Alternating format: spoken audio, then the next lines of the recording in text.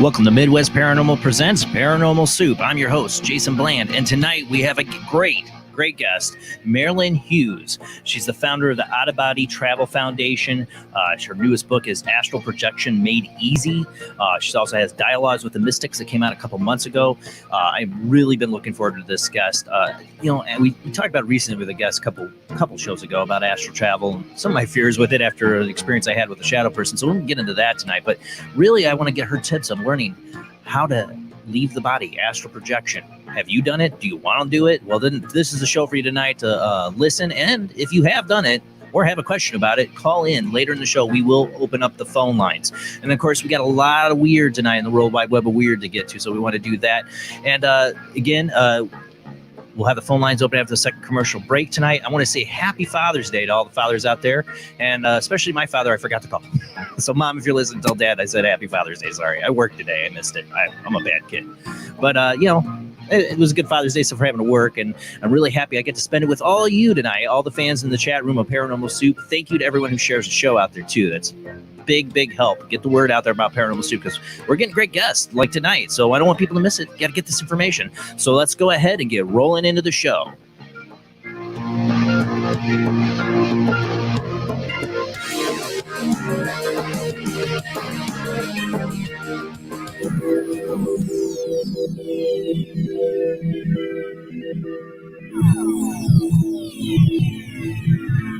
Welcome to another night of Paranormal Soup. As I said before, I'm your host, Jason Bland. Tonight's guest, Marilynn Hughes, will join us after the World Wide Web Weird after our first commercial break.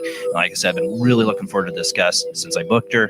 I got to hear her on Heather Wade's show a couple weeks ago. I tried to listen a little bit. I'm like, I don't want to spoil it because I'm going to get her on here, but she sounded like a really good guest and talked to her before the show. So it's going to be really interesting. And I want to learn how to astral project.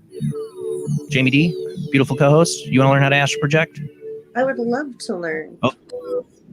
Yeah, exactly. I mean, if we get in a lockdown again, I think it'll be a necessity. I think so. Get out around. We won't have a choice. Right? From St. Augustine, Florida himself, Rob Ouchard, running the World Wide Web of Weird. How you doing tonight? Doing good. Wanting to do some astral projection myself.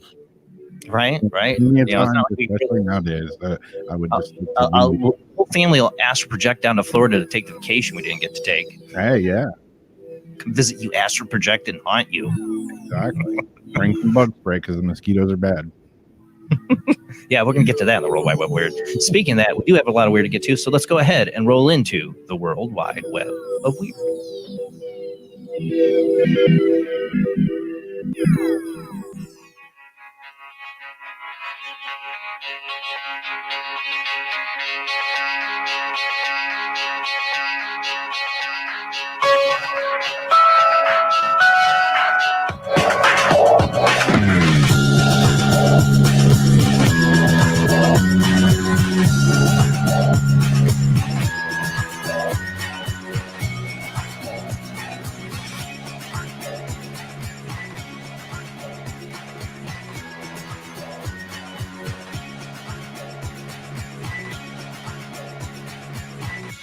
Tonight on the World Wide Web of Weird, I thought I'd start off with the first three articles. Were kind of some mad scientists, like some scientists up to no good.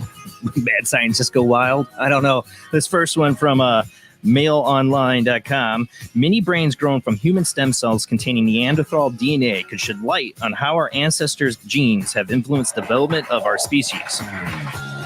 Or it could turn into a mad mini brain Neanderthal thing. I don't know. For those listening on the Paranormal Radio app, we are a webcast. We stream live out to YouTube and Facebook. And for those watching on Facebook, YouTube, we are on the Paranormal Radio app. But for those listening on the radio app, we do have videos and photos and stuff we share. But if you want to just listen, I'll narrate as best as possible. All right. So scientists have grown mini brains. Let me get that up there. There we go. Scientists have grown mini brains from human stem cells containing Neanderthal DNA to help shed light on how it has impacted our development. Researchers from Germany showed how genetic material derived from our distant Neanderthal cousins can be identified and tracked in model organs as they grow. Kind of creepy. Past studies have shown that around 2% of the gene pool of modern humans outside of Africa is composed of Neanderthal DNA. The genetic heritage was acquired as a result of various episodes of interbreeding between our ancestors and Neanderthals tens of thousands of years ago. In their study, geneticist Gary Camp of the Max Planck Institute of Evolutionary Anthropology in Germany and his colleagues analyzed cell lines taken from human-induced pluripotent stem cell initiative, or HIPSI, as it's dubbed. That's a lot easier to say. The international resource was established to provide data and cell lines of genetic studies. Nearly all the latter are derived from individuals of UK and Northern European descent, meaning that they contain traces of Neanderthal DNA. Some Neanderthal alleles, I don't know what that says, have a relatively high frequency in this population, Dr. Camp explained. Because of that, this induced pluripotent stem cell research contains certain genes that are homogeneous for Neanderthal, whatever. I can't read it all. I wonder about this. We've talked about them growing these little mini brains, and where is there an ethical stop point where they're going to say, okay, we are creating a consciousness, even if it's a little mini brain consciousness that maybe we shouldn't? Or what happens when they make these things? I mean, the brain's an incredible thing. Everybody talks about the computers able to process. Well, the brain's processing is crazy. What it can do. What are we going to start making, mini brain computers? I mean, I'm just saying, my mad scientist brain kind of goes there. So yeah, we're making little mini Neanderthal brains. That's what scientists are up to. You can read the rest of this article on dailymail.co.uk. That was the website. Let's move on so we don't run out of time. One of the problems, I don't think there is a line to cross anymore these days. There's no. I like I said, my nickname in grade school was the mad scientist because, I kind of rooted for the mad scientist when I was a kid. Yeah. I love science fiction, and good, my brain could go a million miles of different places with the mini brain. So, All right, this one for Florida. Here you go, Rab. 750 million genetically modified mosquitoes to be released in Florida. This is from Unexplained Mysteries. The insects, which have been bred by British-based biotechnology company Ozitech, have been designed to help reduce the mosquito population in the state, and in so doing, reduce the risk of spreading deadly diseases such as West Nile virus and St. Louis encephalitis. The key to the experiment lies in having the mosquitoes carry a certain protein, which, when passed down to female offspring, will prove lethal. Only female mosquitoes actually bite, so by selectively reducing their numbers, scientists hope that the spread of disease will be massively reduced. Yeah, it's the women that bite, right? Both the U.S. Environmental Protection Agency and the Florida Department of Agriculture and Consumer Services have given the green light for scientists to proceed with the release of 750 million genetically modified insects in Florida, the Florida Keys. However, conservation groups argue that the environmental impact of the scheme has not been properly assessed. Yeah, it never is. They just do it, and you find out, well, whoops, sorry. Our bad. Describing the move as a Jurassic Park experiment, that's not how you want to describe your move. Yeah, no. That's how the opponents are. That's exactly how you want to describe the move. Okay. Opponents of the scheme now intend to sue the EPA and argue that it could do serious damage to other species in the state. What could possibly go wrong? Asked J.D. Hansen, policy director of International Center of Technology Assessment and Center for Food Safety. We don't know because they unlawfully refused to seriously analyze environmental risk. That's just how they roll. Barry Ray, executive director of Florida Keys Environmental Coalition, was also critical. People here in Florida do not consent to genetically engineered mosquitoes or to being human experiments. Yeah. If I was in Florida, how do you consent, Rob? Call me crazy, but I don't really dig that whole Jumanji, whatever you're trying to say there. It's Jumanji, no. We're living Jumanji now. So Jumanji, exactly. Jurassic Park. Yeah. Life finds a way. Yeah, let's genetically modified mosquitoes is not a good idea. But let's move on to more crazy mad scientist stuff. Genetically modified Jumanji. Yeah. We're just going crazy with the genetics, man. Wow. All right. This goes from some interesting engineering. Interesting. Scientists grow bigger monkey brains using human genes, replicating evolution. They may have replicated the moment in history where humans and primates were set apart in evolution. It's our larger brains that set us apart from other primates. Back when we evolved from non-human primates, one specific gene came into play, which made our brain bigger while theirs stayed smaller. Now a collaboration between researchers in Germany again, Max Planck Institute. Here we go. Germany, what you going on at Max Planck Institute? We're trying to just create, Jurassic Park, Planet of the Apes, what? And genetics in Japan, so Japan had jumping on this, and the Central Institute of Experimental Animals has used that same gene to grow a monkey brain to be bigger for the first time. The study was published in Science on Thursday. Going back to evolution, the study is not only incredible, it's also enlightening. It could replicate the moment in evolution where humans become separate from other primates, all due to one gene. We had certain hopes what the gene ideally could do and should if it had the function that we postulated it should have. Lead study author Whelan Hunter of Max Planck Institute told Inverse. The very satisfying answer is that the gene did exactly everything you could have hoped for. Yeah. Well, it could do a lot more than you hoped for. Yeah. And then we end up with Planet of the Apes. Exactly. I'm just saying. Maybe they won't do anything unethical with it, but once the genie's out of the bottle, who's another country that doesn't have ethics about it and has no care? It's like, let's make genetically modified, just dumb enough apes that can just be soldiers or slaves. That's how Planet of the Apes started. Yep. I don't know. It's like let's work on this virus in the lab. Whoops, it got out. Now we got a pandemic. What could happen? What's the worst that could happen? Sounded like a good idea at the time, right? Yeah. You cannot unring those bells. No. Yeah.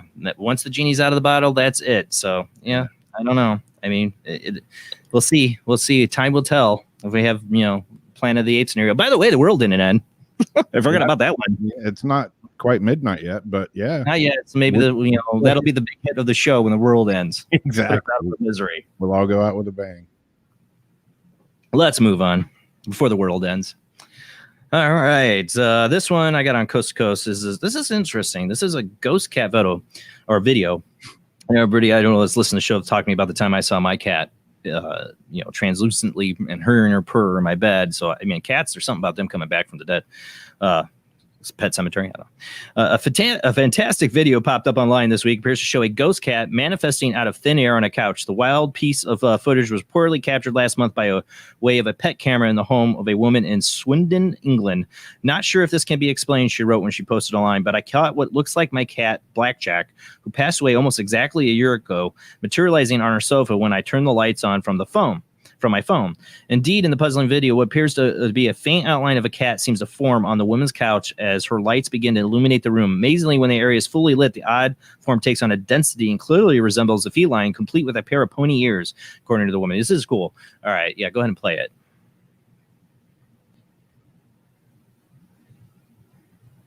This one is pretty trippy. Yeah, let me get it up there. It might be hard for people to see. Can you see if you can do that expanding thing you were doing? Yeah, I was trying that. And of course, I know. Doesn't want to. Now it doesn't want to work. There we go. You're getting it. You see it. It's like right on the couch there. It's like a little dark form. Yeah, he's circling it there. And when the lights come on, it looks like a cat. But before the lights, it looks like it's translucent. Yeah. She doesn't even see it. See it? It's like there. It's like translucent. And then when she flips on that light, you totally see it. So you can watch the video at Hidden Underbelly 2.0. So I think that's the name of the site. Yeah. Show a lot of videos from. It's a good website or a good YouTube channel. Right there, it fully looks like a cat. Yeah, it looks like a total cat. I see a cat. I see a cat.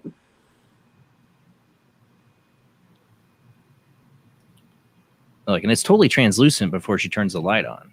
Yeah, that's true. It just looks like a wet spot or something. I mean, it could be something else. This is what the article says. In attempting to decipher what the Garmer had filmed, she explained that even though I am a believer of the paranormal, I always want to debunk before I blindly believe, but concede that I still don't know what I'm seeing in the video.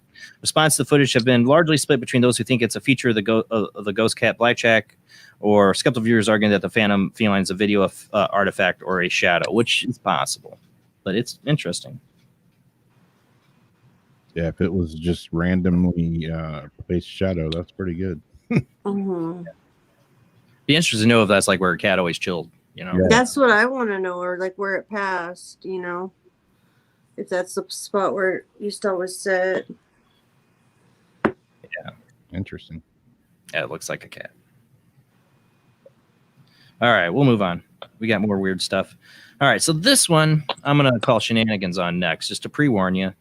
It's been going around, and it's from a guy who has like 3 videos on his YouTube channel, but everybody's talking about this recent video he posted a few months ago. Now, the first video is the most recent one. I'm going to play it for you. And there's 2 other videos, but I'm only going to play the other one because the other one I can totally debunk. This one, I think, could be a digicabra. Our resident a-hole, Todd Reinhardt's copyright there. Yeah. Sorry, Todd. But a digicabra, I don't know. I don't know if this is real. The sound effects sound like they were taken from Predator or Stranger Things. This creature looks like it's a snorkel monster or something out of Stranger Things. But Particular clip, which originally uploaded on March 11th by YouTube user Leviathan, has recently gained exposures after being picked up by another more popular channel.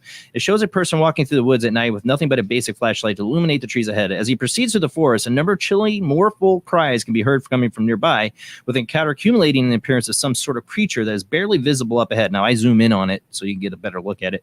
And it's illuminated by a light torch or his video. The video is titled, "I Heard This Creature Again." It appears to be the third in a series of clips posted over the last 2 years. He did one 2 years ago of just like a sidewalk in the middle of the night, and you hear a bunch of dogs barking. That's it. I don't know what that was about. And then he did another one, and we'll show that one after this. But go ahead and play this one.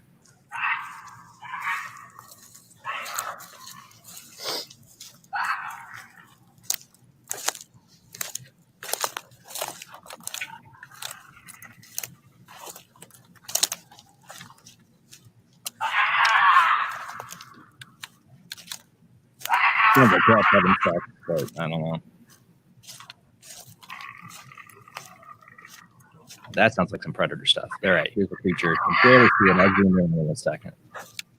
Nice, slow it down.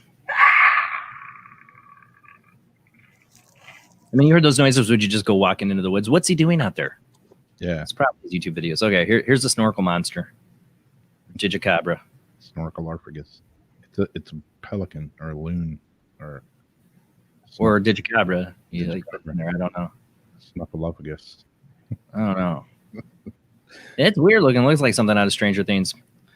All right. So then the next video, and it's in this same video, Rob. You don't have to go to a different video. It'll come up to it. Is this one? Go ahead and play this. It's that chef sound coming up. All right. So this is the video he posted like 5 months ago, and this one, definite shenanigans. I can put. You'll see it when I slow it down and zoom in.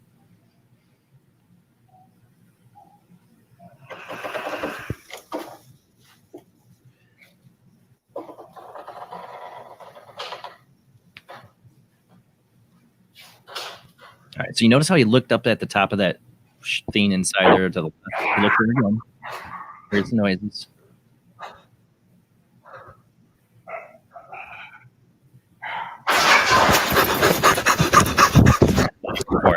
Right. Okay, well let's slow this down. Let's slow this down and take a look at this. Oh, it's Tom from MySpace. I swear to God, the guy looks like he's Tom from MySpace. Play that back. Yeah. It's a person. It's a person. That's why the other video is more popular, because he did some better CG work than his first video. Yeah, good. Look. It totally looks like if you cut you did like the top of his head, the way it looks like that photo of Tom from MySpace. Yeah. I don't know. That's what I picture, but it's totally a person in the background there. Yeah. So I call shenanigans on this. I just don't know why people do it. I don't. He put 3 videos up on his YouTube. He's got like 960 subscribers. I was like, well, you know, at least put some more effort into it. I don't know. Yeah.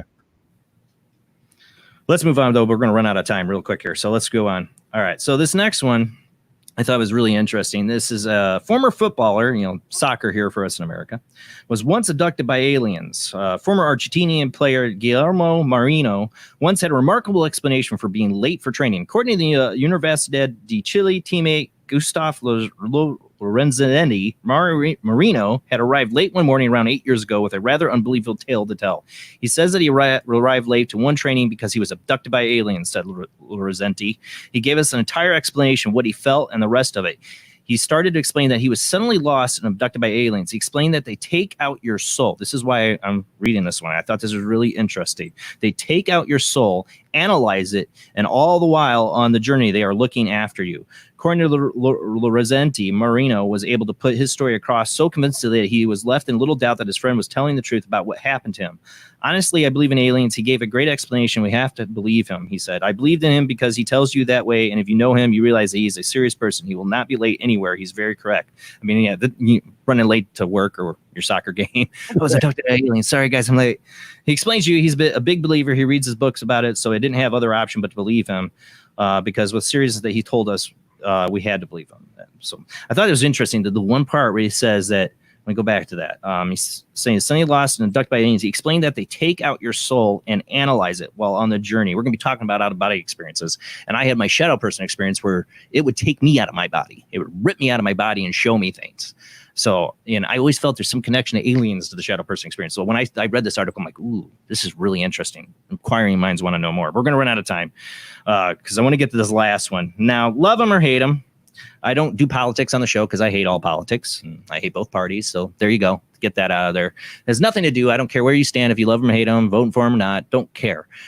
It is always interesting when a president comments on aliens. And this one, and really hard to find on Google or YouTube, I don't know why they have to take this clip down.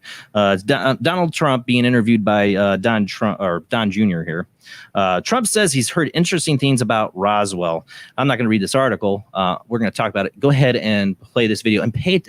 I wish I could get a longer clip of this. I couldn't because what happens at the very end, I want to know more like what's going on there at the end because he looks. Just go ahead and play the video. Ever open up Roswell and let us know what's really going on there? So many people ask me that question. I know it sounds almost ridiculous, but it's actually the real question. It sounds like a cute question, but it's actually, there are millions and millions of people that want to go there, that want to see it. I won't talk to you about what I know about it, but it's very interesting. But Roswell's a very interesting place with a lot of people that would like to know what's going on. So you're saying you may declassify? You'll take it? Well, I'll have to think about that. Look, I'll have to think about that when he looks at somebody. Who's he looking at? I want to know who the hell he's looking at. Yeah. About that. Is it like his chief of staff or some NSA, military, CIA guy going, no, Mr. President? I'll have to think about it. Yeah. I want to know who he's looking at. You know what I find hilarious about this is like the Roswell. Are they really? Were they really going to be? Are they saying meant to say Area 50? I mean, Roswell, yes, happened. Are you going to release what happened in 1947 Roswell crash? I've always had my serious doubts of what they actually tell presidents. I doubt they tell them very much. I'm going to make sure we bring her. Guest is just joining us here. We're going to bring her on after commercial. Hi, Marilynn. Just talking about the president talking about Roswell. Well, you know, what is there to reveal? The government's lied about it, changed the story a few times. What have they told Donald Trump? I don't know. I think Clinton did it last in 2016. Carter did it. Other presidents have done it, made mention of like, oh, it might reveal it. What I find interesting is I've watched any president makes comments. I always watch it. I watched his comments with a couple different people, George Stephanopoulos, whatever, when he interviewed him and asked Trump about aliens. He kind of foo-pawed it, and I think somebody else, and he kind of like, I don't take much stock in it, but there's some people, it seems like there's something there, he kind of blew it up. But when Don Jr. asked him, he's a little more open. He doesn't want to lie to his son. So I don't know, but I seriously doubt they've told him anything like that. I don't think they've told Obama. I don't think they told the Clintons very much. I think that they tell them like on a need to know, like, so if they hear things, they have to know a certain level of something, but that's it. Yeah, like there's a preparation. Maybe it's like when they join, but it's like, okay, here's the nuclear football. Here's when the aliens evade planned scenario, just so it might happen. So, okay, let's move on. I don't think they're giving them a lot of information. I think that's why Bill Clinton, when he was office, was using, people within his administration to try to find out more information on it because they didn't want to be cut out of it. There's a classic story of Jimmy Carter when he was president going George Herbert Herbert Bush when he was CIA director, asking about aliens and basically being told, you don't need to know. I don't care that you're the president. Yeah. You know, and then he becomes president. You know, I don't think they tell me. I think the last president that knew anything about aliens was George Bush, not W.H. What's your opinion, Marilyn, before the commercial break? Do you think they tell presidents anything about aliens? I think they probably do. Oh, you're muted. Am I? Oh, there you go. Now you're talking. You're good. I said I think they probably do. But I do think they keep certain things from them. But there is a lot, you know, I mean, you're opening up a huge can of worms, which goes all the way back to the assassination of John F. Kennedy. So, you know, because I'm not sure if you're familiar with all that. You might be, you know, with the fact that he may have been assassinated over this information. So I think they do. I think they probably do. They probably tell them on an as you need to know basis, sort of. But I think they know some of it. Probably not as much as they like to know, because I think we do have deeper levels of secrecy that they are able somehow to keep from being revealed on that level until it becomes of necessity. But that's my guess. You know, I'm not the expert on that, but yes, I'm very interested in that stuff as well. So I've done a lot of research in that area, and I've had a lot of contacts. You know, I worked with the the Dr. Edgar Mitchell Foundation for Research into Extraterrestrial Experiences, and, you know, had some great conversations with a lot of the members there. And, you know, Dr. Edgar Mitchell, Grant Cameron, who worked in, you know, a lot of these things. So my guess is that there's a lot that is absolutely probably shared. But for whatever reason, they're keeping it secret. What? Yeah, I think whatever they shared with Kennedy, they have not shared with any president since. Because maybe not, but yeah, maybe not. But at the same time, I think it's possible they've shared more. You know, Ronald Reagan was pretty open about the fact that he knew. You know, he was very open. So we know that he was very clear that he knew stuff. Other presidents have been more, you know, careful. Yeah. All right. Well, we got to go to commercial break, and we're going to get back to our guest here, Marilynn Hughes. We're going to talk about out-of-body travel, which is like, you know, we haven't really done a show totally focused on that. So I'm excited. We're going to talk about it. I want to learn. I want to learn how to do it. You know, I've had my experiences, but I don't know how to do it. So you're working with a beginner here pretty much. All right, that's guys. Okay. Yep. That's what we need. Easy steps. We've got our book, Out-of-Body Travel. What was it? Oh, I lost it. Astral Projection Made Easy is one of our books. We're going to talk about that, and we'll open up the phone lines after the second commercial break. All right, guys. We'll be right back after the short commercial break.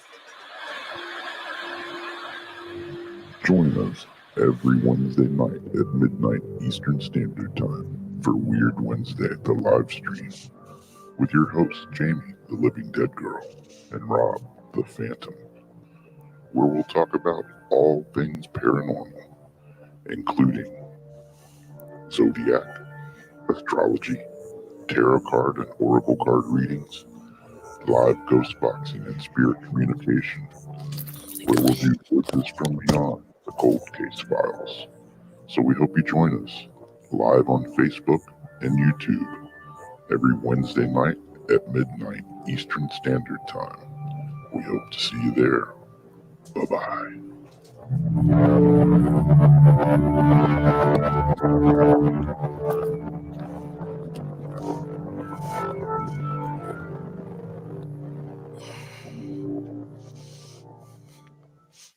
Bring life to the dead. Bring life to the dead. Bring life to the dead.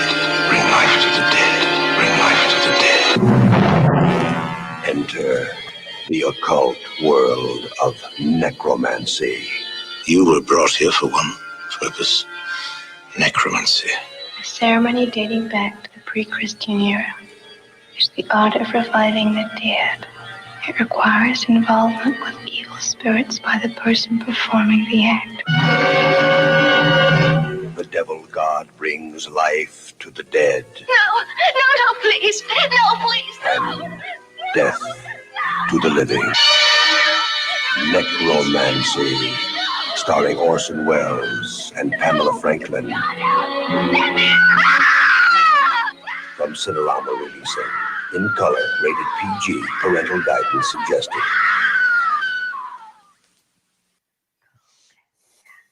The international chart-topping Haunted Horror of Haverfordwest has been described as terrifyingly real, a must-read, shocking and chilling brilliance, genuinely worrying, utterly frightening.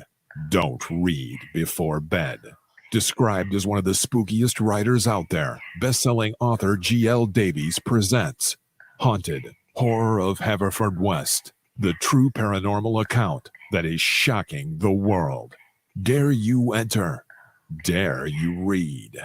Haunted Horror of Haverfordwest is available on Amazon, Barnes & Noble, Kindle, and wherever books are sold. Pray you never have to live there. He is conducting an experiment into the combined effects of sensory deprivation and hallucinatory drugs.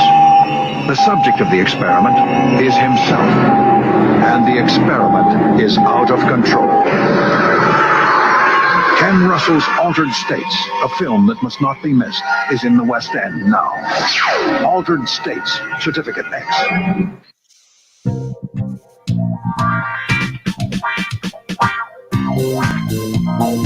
The night is alive. Join us and take a walk on the weird side when you tune in to the Kingdom of Nye, hosted by Heather Wade, the finest in late night talk. Listen live free weeknights starting at 9 p.m. Pacific time at thekingdomofnye.com, talkstreamlive.com, and the Paranormal Radio app.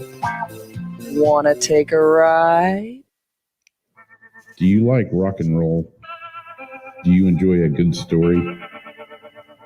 Wish You Were Here, A Rock Fantasy, is a book inspired by Badfinger. It will not only entertain you, but intrigue you. What is it about? Well, Thomas is searching for his bandmate and friend in heaven, and in spirit has helped pen this story. He meets an old friend and famous new ones on his afterlife voyage. Midwest Book Review said, Wish You Were Here, A Rock Fantasy, is a book inspired by Badfinger. It's a quirky story by Joyce S. Isaacson and is unique, original, and deftly crafted metaphysical novel that showcases the author's genuine flair for character and narrative-driven entertainment that is simply riveting from first page to last. Wish You Were Here, A Rock Fantasy is now available on pennantpublication.com, Amazon.com in paperback and hardcover, and also on Kindle Unlimited. So check it out now. Wish You Were Here, A Rock Fantasy. Switch to DCS ranging. 240, nominal to profile. We're in the pipe. 5 by 5.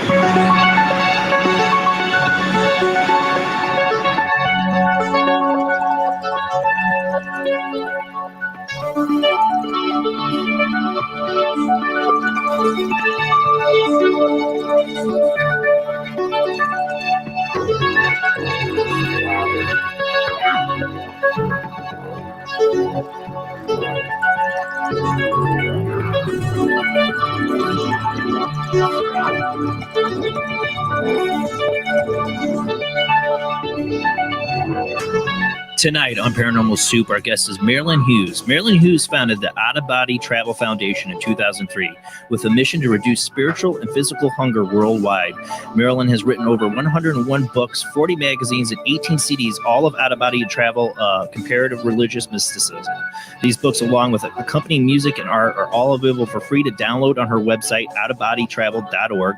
Marilynn has experienced, researched, written, and taught about out-of-body travel and mysticism since 1987 and has appeared on innumerable radio and television programs to discuss her thousands of out-of-body experiences. Marilynn Hughes is author of the first and only English-language encyclopedia of ancient sacred texts, The Voice of the Prophets, Wisdoms of the Ages. She was featured in the documentary film The Road to Armageddon, a spiritual documentary which has been viewed by well over 500,000 people. She's been included in the Encyclopedia of Unseen World by Constance Hadari, and Extraplanetary Experiences, Alien Human Contact and the Expansion of Consciousness by Dr. Thomas Streicher. Marilynn has been the subject of several out-of-body travel research studies. Casey Armstrong, former producer of The Howard Stern Show, named Marilynn as one of the 13 simple, amazing women he featured in his May 2020 book. She spent 2 years of the original board of the Dr. Edgar Mitchell Foundation for Research in Extraterrestrial Experiences. Marilynn Hughes and Dr. Rudy Schill, professor emeritus at Astrophysics, Harvard, co-authored a chapter of Science and Mortal Law, which included a volume 3 of The Change. Marilynn has joined James Van Prague and his research team at the Afterlife Uncovered. Again, her website is outofbodytravel.org. Out of body. I've had a number of out-of-body experiences. Mine weren't pleasant, but I'd love to learn how to do it. I talked a couple weeks ago about how I've tried, and it kind of brought back memories of something that happened to me. So I've been a little timid of it, but I really want to explore it. The consciousness and the mind, to me, is the undiscovered country. It's the most interesting subject in the field of paranormal. What our minds are, what is conscious, what is the spirit, what is the soul, where does it go? I think that all can be explored through astral travel or out-of-body projection. That's what we're going to talk about tonight, and we will open up the phone lines after the second commercial break so you can ask your questions or tell us about your experience. But let's go ahead and get to our guest.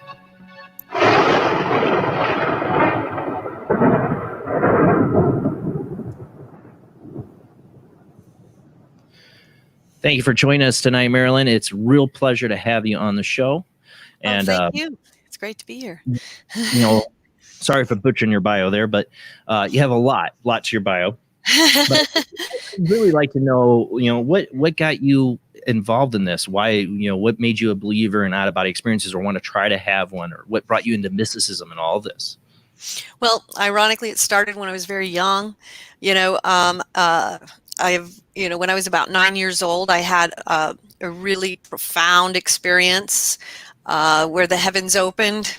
Experienced my real first out-of-body experience. Didn't know what that was at the time, what to call it or anything. But the clouds opened, marble staircase up to the heavens. There was angels lining the staircase on each side. And I was walking forward, and I saw who I perceived to be God the Father and Jesus Christ standing next to him. And there was a long conversation and a series of events that they showed me, indicating to me that this was something that I was going to do later in my life, that this gift would come back, and then I would have some type of purpose that would be revealed to me later. And I was shown other things about the difficulties that I might deal with along the way, and certain obstacles I would have to overcome. And then at the age of 22, I spontaneously began to have out-of-body experiences, and I started journaling them, and then quickly realized that it was much more than just like a random event. It was becoming literally epic adventure. But when it first started for you, it wasn't like you were trying to out-of-body, or astral project. It just happened. Right. Yeah. It wasn't something that I had intended. I didn't seek it out. But then after it happened, I definitely wanted to recreate the experiences, because it was very powerful, and obviously I knew it was very meaningful and important. But I'd only touched the tip of the iceberg at that point, and that was like 34 some years ago. So it's been a long time. And I've now had this span of time and thousands of experiences.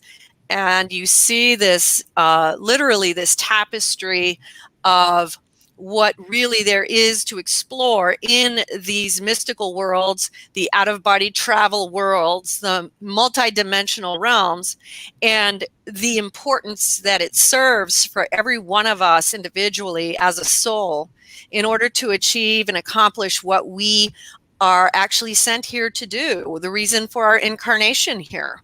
And so there's a great deal more to it than most people realize. Well, that's the thing. To me, what I said at the beginning of the show is the thing that we have a lot to discover in the world and in the ocean. But I feel like we've barely even scratched the surface of what our consciousness is. Exactly. And these experiences. I've had experiences since I was a kid. I saw somebody comment in here about chicken pox. About having an out-of-body experience. I had chicken pox and had really weird dreams, like they were out of my body too. So I find that funny. I've had little experiences all through my life of what I felt like was out of my body. But that's all. The worst though. And this is the unprofessional Jason Bland radio host thing here. I always have to share my personal experiences and interject. Sorry, but okay. I can't help but ask. I'm a little selfish. I had what screwed me up with out-of-body experiences when I was 17, 18. I had the shadow person experience. It tormented me for like 4 or 5 months. And the main way it tormented me, besides messing with me and seeing it full body in front of me and stuff when I'm wide awake, was when I would try to go to sleep, this thing would come to me at night and it'd feel like it ripped me out of my body and it would show me things.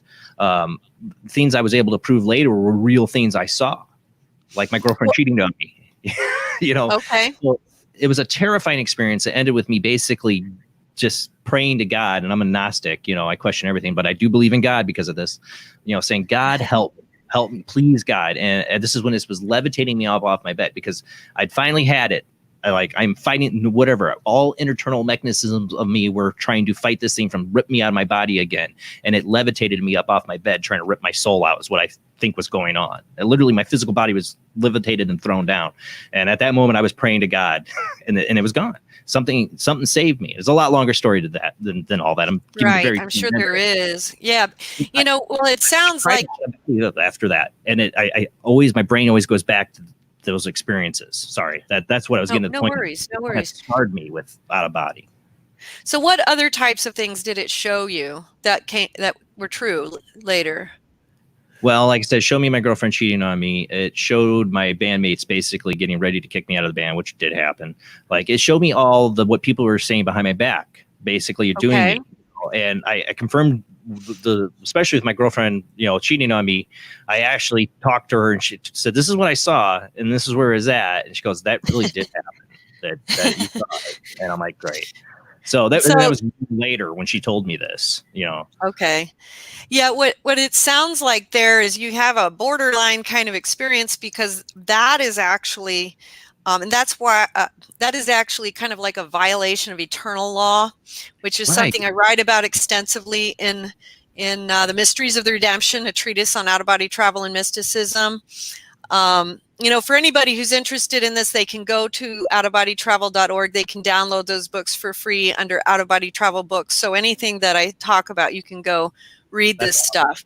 But, we talk about eternal law in the third book of that series called Medicine Woman Within a Dream. And then, of course, that expands over many other episodes. But what you have there is a violation of eternal law. It was probably a spirit that was either a wandering spirit, a trickster spirit, a lost soul, and it might have even been a dark soul. It didn't feel like it was human. And it relates. And there's so much more to the story. I even put the stories in a book by Mike Ricksecker. I always forget the title of it. Rob should remind me, but I put my story down for him, about 50 pages for him. And there's more to it later on, I discovered, because of its connection to an maybe possible alien abduction experience I had. Okay. It's one of those things. It took me years before I could talk to people about it. It took me a lot longer before I could write it down and tell it, because none of it makes sense. And there's synchronicities that don't make sense. It's such a weird experience. And this thing did not feel human. But its main point of torturing me, it was showing me things. It would come to me at night to take me for a ride. And it laughed, this evil laugh, when it would do it. Well, It's so weird. what you're talking about is when you say it didn't feel human, are you saying it felt alien? Or are you saying it felt demonic? See, I Or hate to either. term it as You demonic. don't know. It didn't feel like it was the human spirit. It didn't feel like it, this thing was never human at any point, I don't feel like. Okay. All right. Because you could be dealing with either, because in terms of the alien abduction experience, some of these alien experiences are done in violation of what would be considered eternal law. And so they would be extremely disconcerting, and they would be against your will, and that would not be a good thing. And so of course this would make you very uncomfortable. When you experience like a regular out-of-body experience, you're going to be wanting to pursue that through the channels that do lead back to God and his servants, who protect you from things like this more. But the reality is, and a lot of people are uncomfortable with this subject, but the reality is there is a light and a dark side. Just like we have here, it exists in the spirit world as well. And, my books talk a lot about the spiritual warfare, how to deal with ghosts and lost souls, how to deal with the demonic, how to deal with aliens, because there are different types of alien races, some of whom are very highly evolved, where it is really awesome to interact with them. And then there are those that might be what you experienced, where they are of a lower type order, where they are not good, They don't And care about so- Noah law. No right, eternal law. they don't. And they're kind of, ironically, a lot of the ones like this are mortal beings, like we are mortal beings. And so what does that mean? That means we are in the third and the fourth realm, the third and the fourth dimension, which is where the battles between good and evil reign. Below us are where the dark spirits, the demonic, the evil spirits, the different levels of the evolution of souls. Above us are the higher levels of light and different levels of consciousness. And so a lot of these alien types that are not great, that are bad, are actually like us, which means that they have the propensity for both good and evil within them. So they're very similar to us. Yes. Yeah. And so we have aliens. Yes. And because they have some capacities psychically and technologically that are greater than ours, they become more of a threat to us in those ways, like they were to you. Now, one of the things that can happen here as well with what happened, if it was not an alien, or if it was a different type of spirit, let's say it was some type of trickster spirit, these also can be spirits that never were human as well. There's all kinds of orders of being. They would maybe do this because they would be trying to show you, hey, I can show you future events or things that are happening. Future stuff too. Yes. Yes. And then they would eventually start taking you down some type of deceptive or misleading path. And so that's what they would start with, is let me show you that I can give you some psychic insights into something, but then I'm going to start twisting some truth for you, and I'm going to take you down a road that might not be the best road for you. That's what I felt this was doing. I felt it was feeding off the fear and pain and anxiety. Yes. But in a way, I felt that it was trying to manipulate me. It wanted me to do something. And whenever you feel that, and I'm getting very, very slammed with energy, whenever you feel that presence of that type of manipulation, that fear, that sense of evil, you have to trust that, because you can feel it. When you are in the out-of-body travel state, you can feel the presence of evil and the presence of great good. And when you feel it, you have to trust that gut feeling. And you did exactly the right thing to do by praying to God to protect you from it. And he closed that door, which is what you needed at that time. Absolutely is what you needed. Because somehow this entity, being whatever it was, had gained some kind of access to you. And it in some cases, because of what? I provoked it. That's how me and 2 other friends went out at this spot on these railroad tracks where we didn't know a bunch of people had died. Because we had seen this a year before when I was 17 at a party. We'd both seen the shadow being, and then we started having dreams about it. So me and went out there and I started just, like, come and get me, show me yourself, why are you calling me out here? And that's when it all started. I brought it upon myself. I learned my lesson. Okay. And that's excellent that you identified that, because that is exactly how some of these types of things will occur. Other ways is like people might have attended a seance, played around with a Ouija board. They might have gone to some kind of a cult thing where they were calling up some type of demonic forces, anything like this. And of course, anyone who may actually have, a history of negative alien contact, this can also happen to them as well. And there are also, just as there are orders of the angelic hierarchy, there are orders of the demonic, and there are orders in between, so we have, you call them the shadow beings. These might be souls that are kind of wandering around in the middle.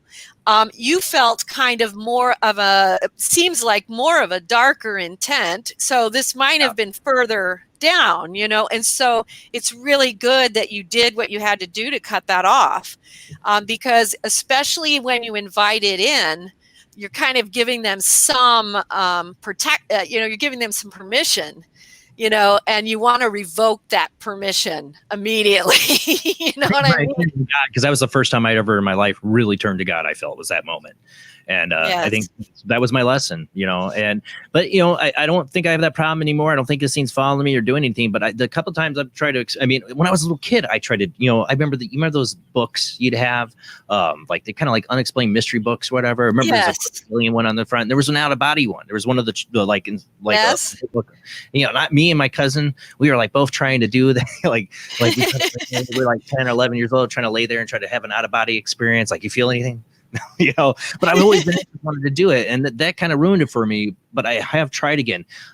So this is where I want to get to tonight: is your easy steps in a way to get to be able to do this in a controlled way, a safe way for people to experience it. I believe it's a real thing from my experience. So I would like to try to do it again. Well, it's absolutely possible to do it in a safe way. And ironically, Astral Projection Made Easy is a very small book.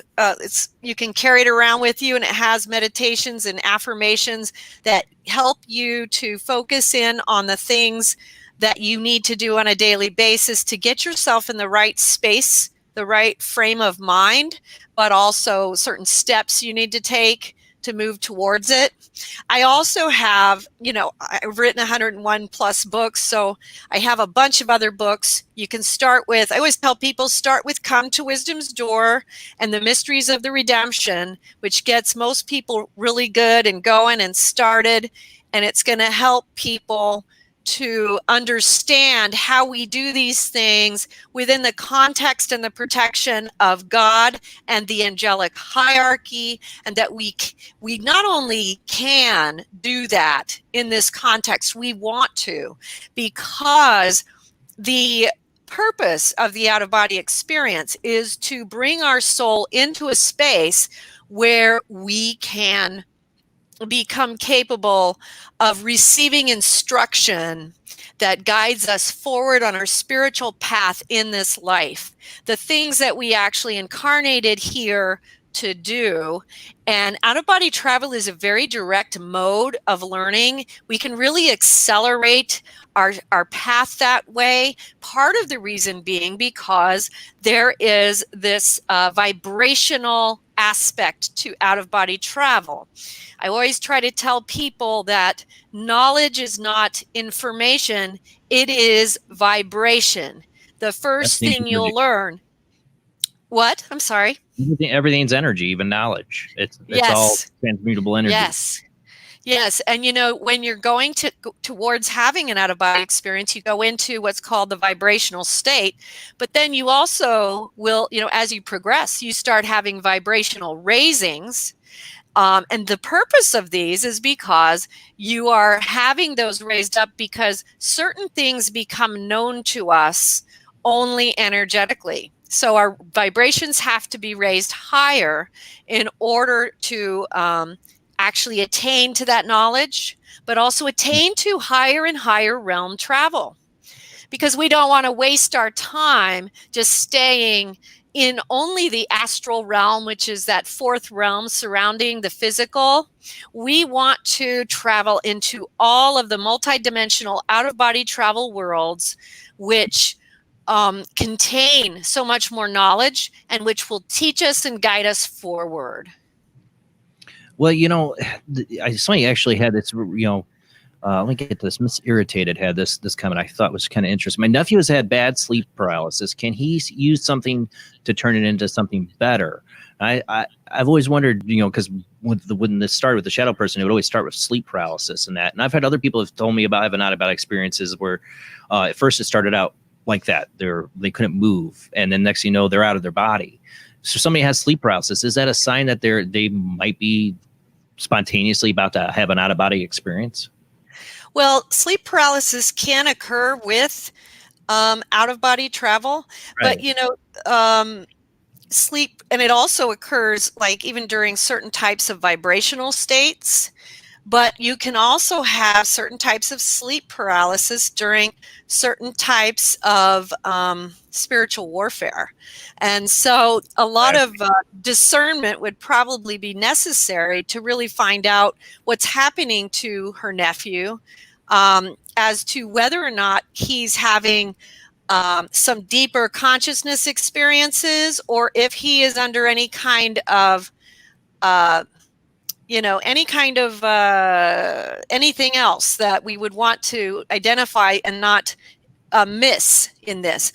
But absolutely, the way to deal with that for sure would be to start having him, a lot of people are hesitant to do the simplest things that do work, which is prayer, is teach your nephew some prayers. And, the funny thing is, in the out-of-body travel state, you'll find that it is some of the most, the simplest and the traditional Catholic prayers. The Our Father that the Lord taught us, the Hail Mary, the Apostles' Creed. These things are very powerful to help somebody to transform a sleep paralysis state into moving it into an energetic force that will take it into a higher travel mechanism. So prayer, but also, communication, conversation with God. So I don't know how old her nephew is, but you can talk to him about, when this is happening, communicate in your mind with the Lord. Talk to him like you would a friend and say, asking for guidance, for assistance, for help. But you want to remember that anytime you have any question as to the source of that, do the Lord's Prayer. You can really do the first stanza over and over and over again. It is in the mystical states. It is an exorcism prayer. It's so powerful.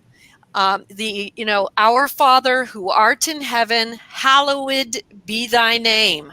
Thy kingdom come, thy will be done on earth as it is in heaven. That part, just repeat it over and over again. If he's a very young child, another very powerful line that I learned in my travels in the lower hell realms was Christ crucified. You just repeat these things, because what they do, Christ crucified, if you repeat it over and over and over again, and if you are under any kind of demonic attack, it actually makes demons, it makes them bleed acid. They can't handle that. It's hard like for a people. xenomorph from Alien. Like they're bleeding acid. What? They're like a xenomorph from Alien. They like bleeding acid. I guess That's so. what I'm sure. I guess so. I didn't know xenomorph aliens did that, but yes, and they also, they cannot handle that. So if there is any dark element, then these kinds of prayers will protect him. And then if he is just going into this sleep paralysis state and he's in a deep consciousness state, then it's going to help him to drive that vibration into possibly going into an out-of-body travel experience. She said he's 32. So 32, so he can handle this for sure. As a child, that's a lot. As a father, I've had some weird stuff with my kids. It's hard to you wonder what you can teach them when it comes to this stuff. He definitely might benefit from taking a look at the books. Then Come to Wisdom's Door and Mysteries of the Redemption would help him to identify a lot of things and give that a try and to take it further for sure. All right, so like I said, I want to get back into out of body. So what is the first step? What is the first step that I would take to prepare myself to do this? Well, you're going to take a lot of steps, but the big three, and this is prayer, meditation, and solitude. So you want to create environments where you're going to have a lot of prayer, meditation, and solitude. I tell people you need to think about having meditation where you're lying flat, and you need to think about meditating for up to 3 hours at a time, not short bits, because the consciousness required to go into the vibrational state is very deep. And so you're going to practice for 3 hours at a time because you're going to allow that to happen. You cannot let that, you need to have more time for that. The other part of it that's really important for people to get is to understand the purpose. And the purpose of this is the purification of the soul. This is a spiritual tool. This is a mode of unification with God. So this is not something to be regarded with, as a paranormal thing to play around with. You have to understand why you're doing it. If it's just for kicks and giggles, you're really going to waste your time. And, a lot of people who don't understand this actually will find themselves, okay, neat, I got out of my body and I'm floating around the room and I'm floating around the earth and I want to go see the pyramids and I want to do this and that. But they forget that, and they don't see that they're missing out on the real meat of the matter, which is there are infinite realms of deep substance and meaning. And these types of, you don't want to limit yourself to staying in this place. You want to be allowing the travel to expand and go higher and higher and higher. So, Astral Projection Made Easy actually lays out a lot of these steps. You can download that for free too, one by one. But you're going to need to create a situation where you want to have more solitude in your life. A lot of people have a lot of noise. The noise is a problem. It's a distraction. It makes it difficult to make this happen for people. Well, Marilynn, when you were talking about you have 3 hours, you need solitude and prayer. The 3 hours in solitude with 2 children. Yeah, I did it with three. So, yeah, you've got to understand that this is, if you're going to do this, you're going to make it a priority. Another thing that you've got to add to this is spiritual reading. Because part of what you have to be doing is the formation of your conscience and the formation of your spiritual energy body, which requires the formation required through spiritual reading. St. Padre Pio said that you could not separate spiritual reading from the spiritual path. Padre Pio was a bearer of the stigmata. He was bilocating, and he was a great mystic. It's so important that you understand that this process only accelerates when you understand its purpose. And if you read Come to Wisdom's Door, if you're having trouble understanding that purpose, Come to Wisdom's Door lays it out for you, which is, we are following the path of the prophets, saints, mystics, and sages and ascetics from the last 5,000 years. This is nothing new, nothing new. We are doing what they did. Go ahead. I'm sorry. Well, I was to say, no, the Bible's full of it. All other religions, you can tell that these mystics and prophets were going somewhere, traveling somewhere. I mean, some of it I think were aliens taking them for a ride, but some of it I definitely think is them traveling, astrally traveling, or seeing things. You'd be surprised if you actually look at the texts. I'm a big fan of the ancient sacred texts, and right from the very beginning of my journey, I was instructed to start gathering the ancient sacred texts from all the world religions and traditions. Not just the religions, but the tribal traditions and things like this. And what you have is the mystics were all reaching into the same space, and they were doing it with prayer, meditation, solitude, spiritual reading. And the solitude was something easier to attain to in ages past than it is in today's world. But we have to remember that's part of the reason they were able to do it. You know what I'm saying? they didn't have a cell phone or a TV or anything to distract them for one. I always loved, reading my mom's a Buddhist, and I would, read a lot of the Thich Nhat Hanh's what is it?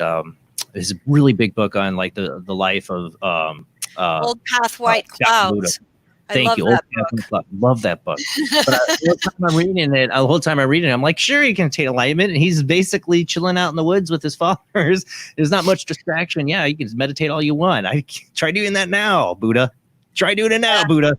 But I love that book. I do love that book. And I read a lot of spiritual teaching. In my 20s, I got really deeply into spiritualism and studying other religions. And I think that is important. You gotta, these are all the people who've looked at it before you. So you should at least listen to them a little bit. Well, in reality, it's much more than that. And I think that's what people are missing. So I'm going to emphasize this.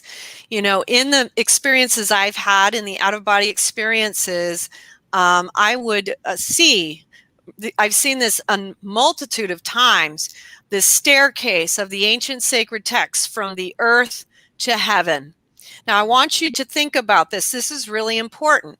These are the ancient sacred texts which were written by souls right before they were ready to graduate from this realm and move on to eternity and beyond. We have the staircase through their words, the last words that they wrote before they finished here.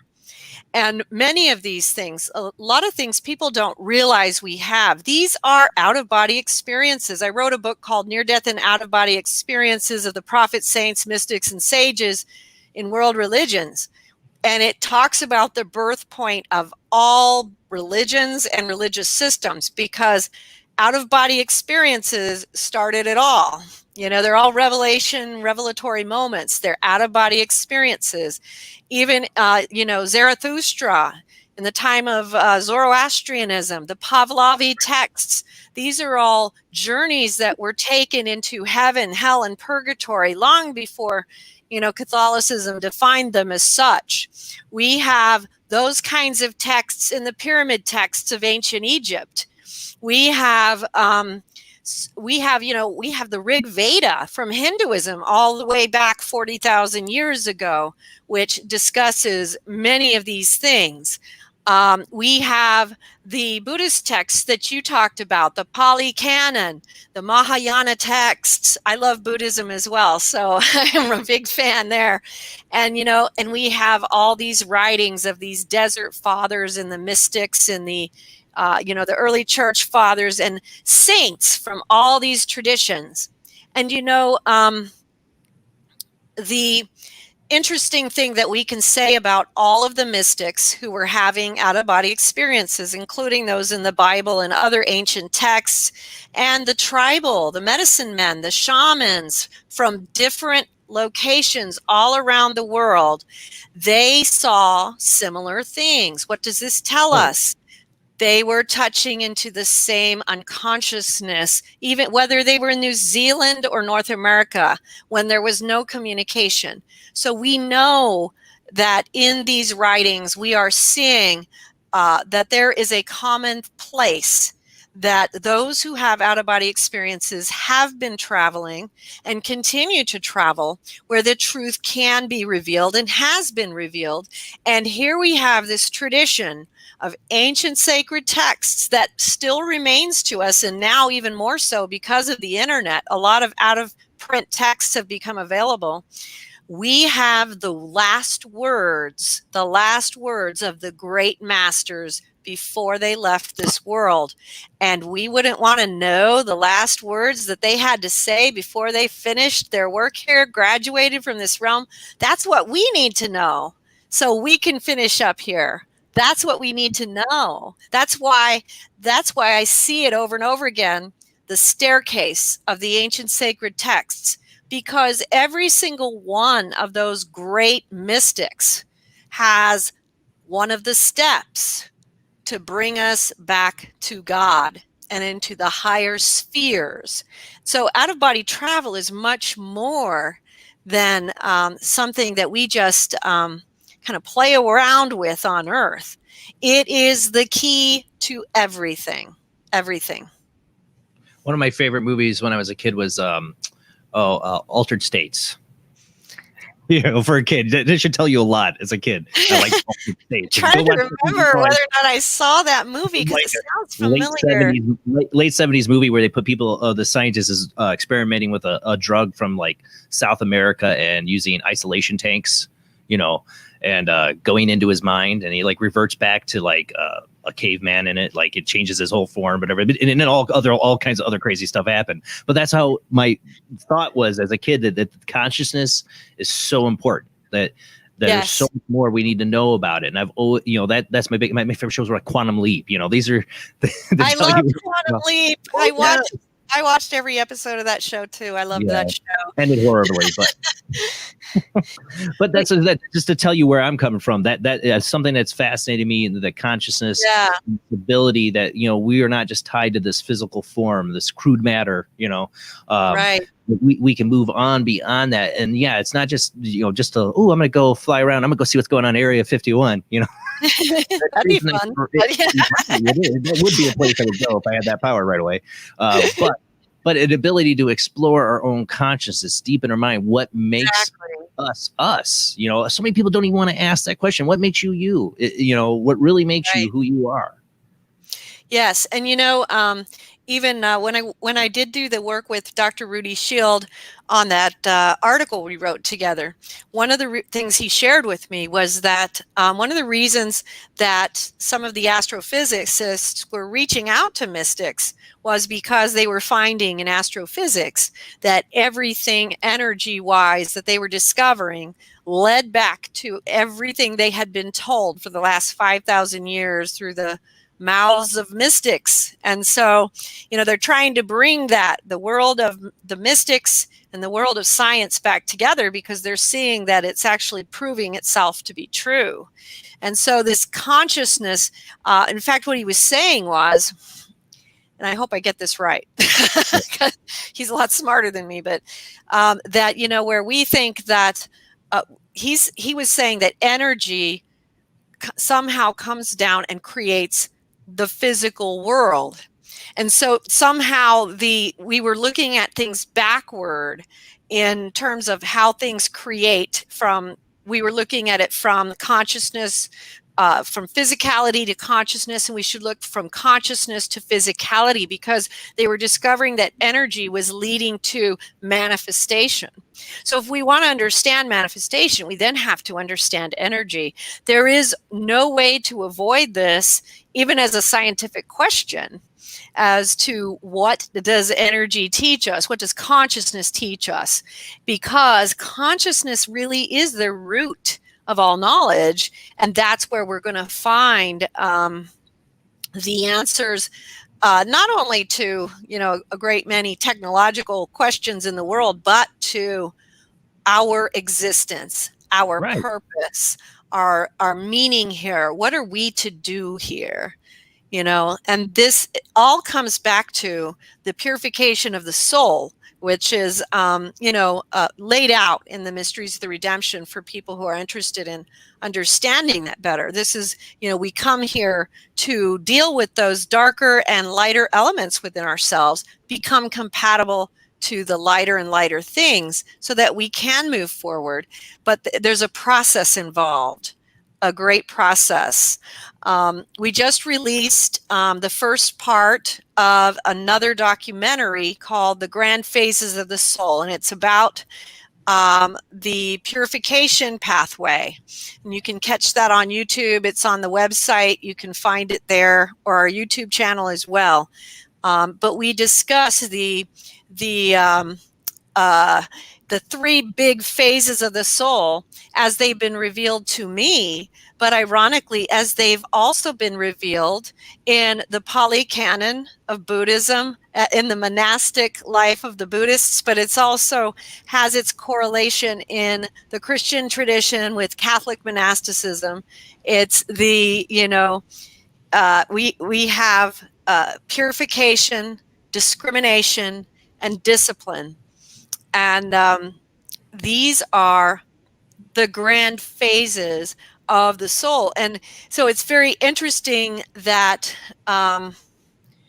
what we are shown today, when we start having out-of-body experiences, is not different than what the mystics were shown 5,000 years ago. You see? The mechanics got to be the same. I mean, it's got to work the same. There's, for a person 5,000 years ago till now, we're still the same same human beings. If we're gonna be for travel, it's gonna be the same mechanism. Right. And so going back to the original question was, how do I get back into it? The first part is understanding the purpose. Once you understand that it has a purpose, then it's really going to be much easier for you to then take the next steps. And those, involve the basic things like the prayer, the meditation, spiritual reading, solitude. And you can read about that and Come to Wisdom's Door as to how to start making that work for you in your modern day life, because it is hard for us. Right. Time in the Bland household is a very hard thing to achieve. I understand that one. Yeah, because I had 3 kids. I relate. And then the Mysteries of the Redemption, it was programmed when I was writing it. I was told it would be programmed to help people to actually start having experiences spontaneously as they read through it, which has proven itself to be true. I have many, many, many people tell me they just start having the experiences spontaneously as they're reading that. I also have a CD called The Frequency of Otara, where I recreated this vibrational raising process according to what the angels taught me. And I put that on a CD. You can download that for free too and try that as well. But you're going to get a lot of guidance in just those first 3 books, and that's going to get you started. But you've got to be willing to make some changes. And it's something to achieve and attain, and so therefore it does require some change. Some of them are harder than others, but that's why I emphasize that it does take like that 3-hour block of time, because if you only do it for 15 minutes, you're probably not going to have anything happen. Right. It's just not enough time to go deeply enough. And then you're going to learn in Astral Projection Made Easy, but also Come to Wisdom's Door, the signs and things that you can expect to start seeing as you're moving forward towards the experiences.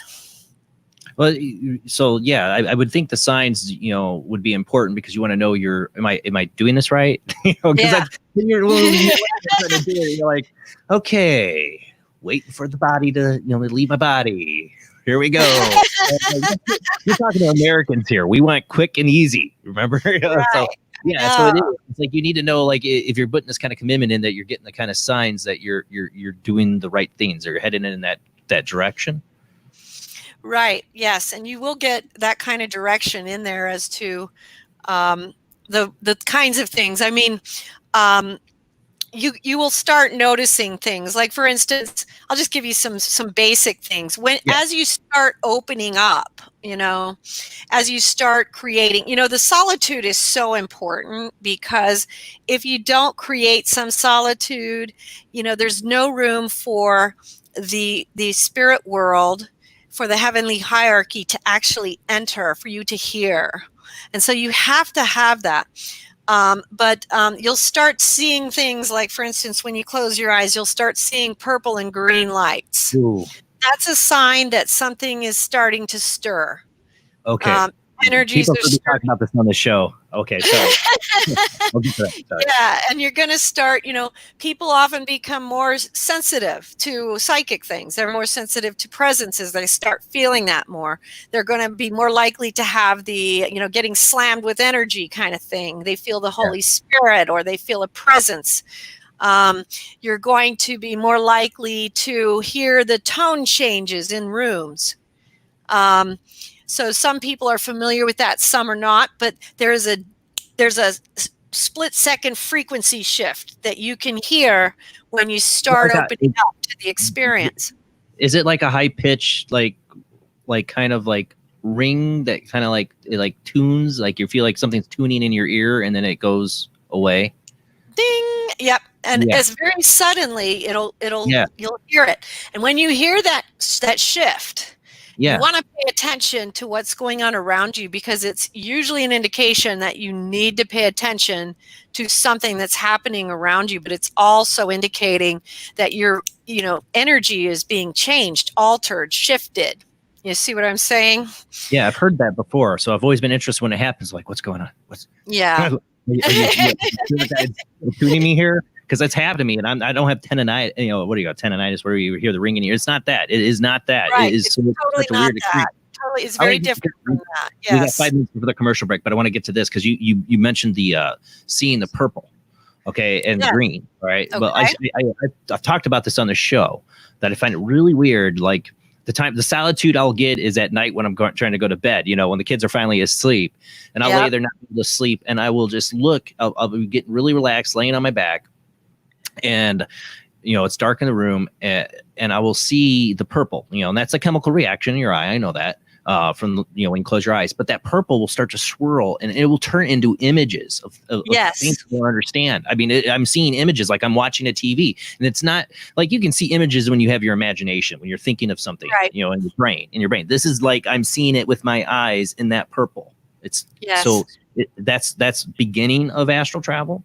Well, that shows you that there are changes going on energetically, that you're getting there. And when that happens, you want to kind of just let it roll. You don't want to interfere with it. I try not to. Yes, and another thing too is, as you're going deeper into consciousness, your people are going to feel different levels based on their own consciousness and how they've practiced. But as you start feeling like when your body parts start going numb, you want to let that happen. When they start vibrating, when you start feeling tingling, you want to let that happen. You don't want to interfere with that any more than you have to. One of the things I always tell people is always make sure you go to the bathroom before you're going to do this, because having to go to the bathroom can totally blow it, and so you want to take care of that. I got to go pee. Yeah. You know, Like, that- oh, that's- that's sorry happened to me. about that. I was going to talk to you, but oh well. Well, but I've had that feeling like my body getting super heavy. Like I'm like gonna like melt into my bed, and like something's about to happen. But then there's like this sudden like I'm not breathing, and like I gasp and wake up. Okay. Or, you know what I'm saying? Like I'm conscious. I'm lucid. I'm That totally is there. actually something I mentioned in Astral Projection Made Easy, but probably also in Come to Wisdom's Door.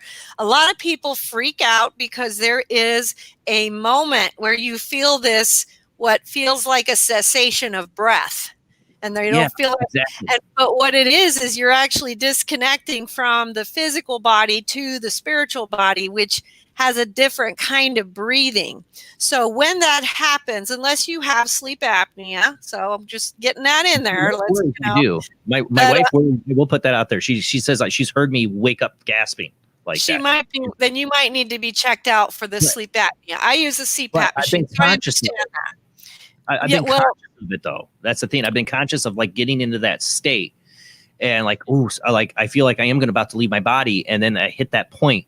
And it's it like freaks you out. It freaks you out because you can't. You feel like you can't breathe. So when that happens, and so you want to differentiate between the two, because the actual sleep apnea is a medical condition which you want to go get checked out for, and and the other part is one that you want to try to move through. So you're actually going to try to move through it, and a big part of getting through into the vibrational state and trying to get to the point of having the out-of-body experience is disciplining the mind, because when the vibrations then come on, you're also going to have a little bit of freaking out because they're so powerful, and so you're working your way through like, okay, now next time you experience this, you want to see if you can move through it, and you have to literally discipline your mind. So, okay, I know that this could be that I'm just going through that momentary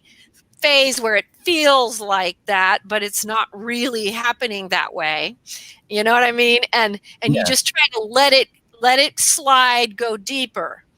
And then, but again, as you enter the vibrations, you might have to discipline. When it hits, you're going to be like, oh my God, you know what I mean? Because it's so powerful, and then the other thing that people often report is, I saw somebody, a deceased person I love, and then you freak out and you're like, oh my God, but you're dead. And you're like, and then, like all of a sudden it's like you're pulled away. So again, that's another where you want to pull back the excited response and try to move through it so that you don't pull yourself back to the body instantly, because that's what we can do with our excited or fearful or any kind of reaction like that can be abrupt. The jarring. The jarring, yes. I have some other experiences like that I want to get to when we come back. We got to go to commercial break. And when we do, we'll also open up the phone lines for the audience to call in. Share, you got a question for our guest tonight, call in. Or if you had your own experience with astral travel or out of body, I'd love to hear about it tonight. Call in. We'll give out those phone numbers when we come back from this commercial break. All right, guys, we'll be right back.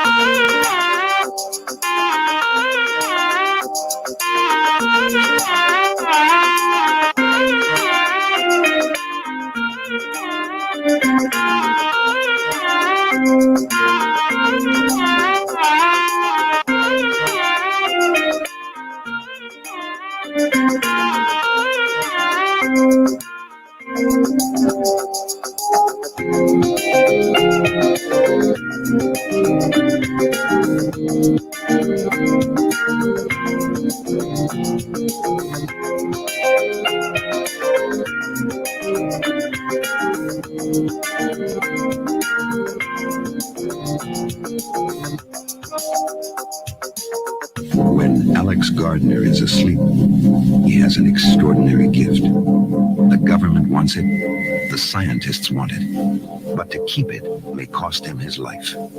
It might be better if Alex didn't sleep at all, but he cannot resist entering the dreamscape. Can you? See Dreamscape in the West End and all over London now. Certificate 15. It takes an extraordinary adventurer to enter the Dreamscape.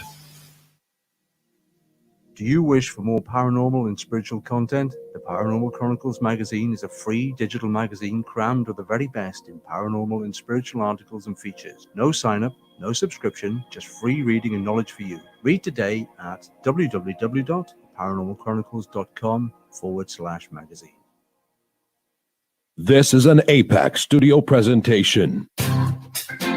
Hi, I'm Barry, owner-operator of Barry's Barometer Barn. Lately, I bet you've been lying awake at night asking yourself, how many barometers do I really need? Well, at Barry's Barometer Barn, we think you need more than one. Otherwise, we're going to go out of business. Remember, at Barry's Barometer Barn, we don't know the meaning of high-pressure sales. Come on, folks, buy another barometer. I'm trying to put my kids through college. I've got a family to support and a secret mistress who isn't cheap. Visit Barry's Barometer Barn, 000 Storm Drive. Come on, folks, buy a barometer. I'm Barry's older brother, Larry. And every time one of you people walk past the store without coming in, Barry beats me.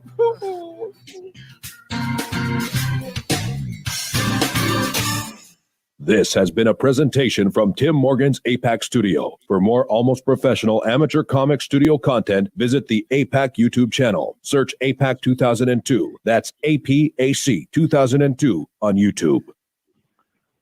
Paranation Magazine is a new paranormal magazine based out of Denver, Colorado. Our goal isn't just to give you the best paranormal content out there, but to promote paranormal unity. We're doing this by giving everyone an opportunity to tell their stories and to share their experiences. For more information, follow us on Facebook at Paranation Magazine and soon, paranationmag.com. For every Earthling who's ever dreamed of adventures beyond the stars comes the astonishing story of one who made it, Alex Rogan. You have been recruited by the Star League to defend the frontier against Sur and the Kodan Armada. Of all the life forms in all the galaxies, one has been chosen to be the last starfighter. The last starfighter, with the film the #1 hit Do They Know It's Christmas, the official Band-Aid story. In the West End and across London now, rated PG.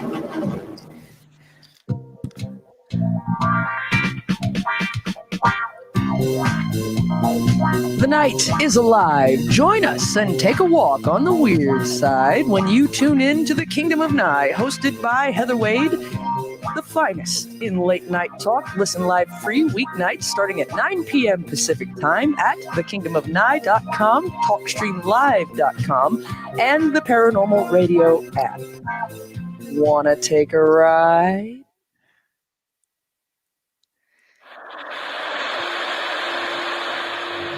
Join us every Wednesday night at midnight Eastern Standard Time for Weird Wednesday, the live stream, with your hosts Jamie, the Living Dead Girl, and Rob, the Phantom, where we'll talk about all things paranormal, including zodiac, astrology, tarot card and oracle card readings, live ghost boxing and spirit communication, where we'll do voices from beyond the cold case files.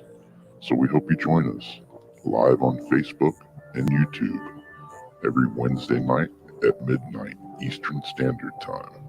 We hope to see you there. Bye-bye.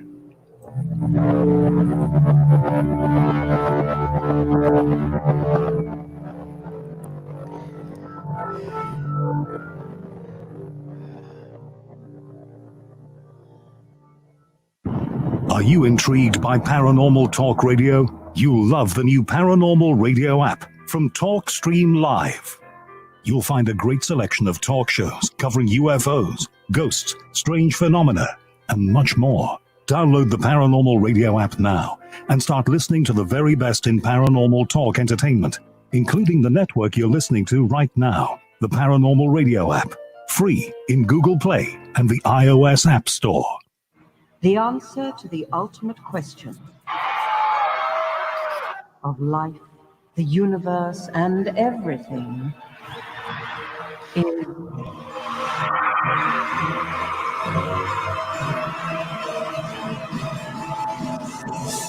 42.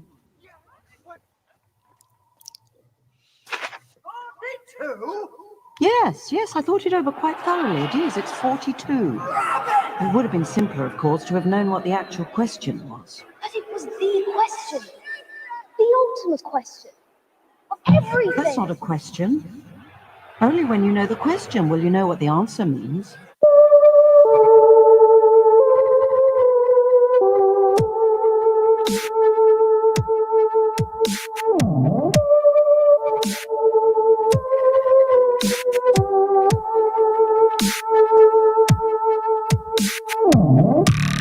You're listening to Paranormal Soup, bringing you the weird every Sunday night.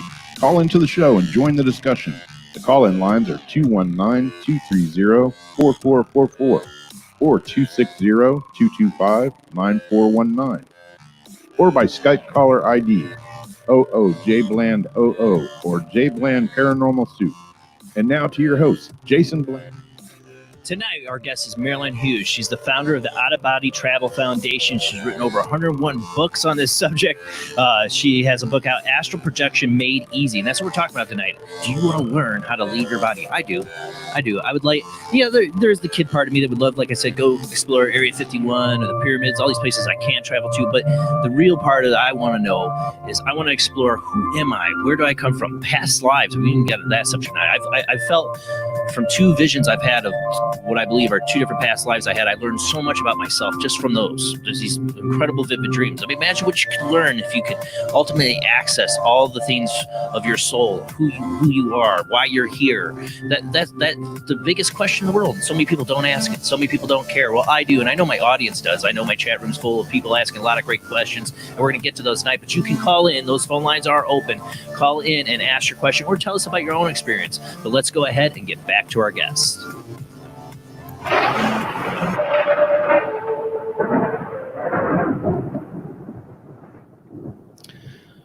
We lost Jamie. She might have lost power to her phone. I don't know. She might be setting some up. Hopefully we get Jamie back on. I had somebody who was asking a question, Marilynn, in the thing, and I kind of wanted to, totally lost it. It was way back. It was Kim who asked it. Jamie. Oh, here it is. Okay. Because this is kind of goes back to what I was talking about, seeing the purple and that. She goes, Jamie, who's not here right now, she'll hopefully be back. Can you ask her about faces of people you have no idea of, as well as seeing the eye of hours, which I don't know what that is. I've seen for years when I close my eyes every night. Well, that's what I'm saying. When I see that purple, I see faces of people I don't know. Why would I, why am I seeing all these faces and images of scenes and things that make no sense to me? Well, sometimes the faces are of people that you need to pray for. So sometimes people will see faces, and these are people who are asking for prayer, because this goes into the area of ghosts and lost souls who need assistance. You can learn a lot about that in the Mysteries of the Redemption. We have some souls who end up becoming wandering spirits, lost for various reasons. There's a variety of reasons, and then souls who are in need of prayer for different reasons, or they're looking for help. And so a lot of times you are seeing faces of souls who need assistance. I think she might be referring to the Eye of Horus. That's what I was wondering. That's what Christina. Okay, there she is. Yes. Yeah, the Eye of Horus. I actually saw that one flash on the screen. I was kind of hoping you'd bring it up. Christina, the Eye of Horus, that's the... Christina figuring that out. It was Kim who had the experience. Kim who had the experience. Okay, my apologies. Yeah. Usually when someone starts seeing the Eye of Horus, that's about the initiations into the mysteries. Right. So this would be an indication that she's being invited into the initiations. And it's really neat. That's really neat.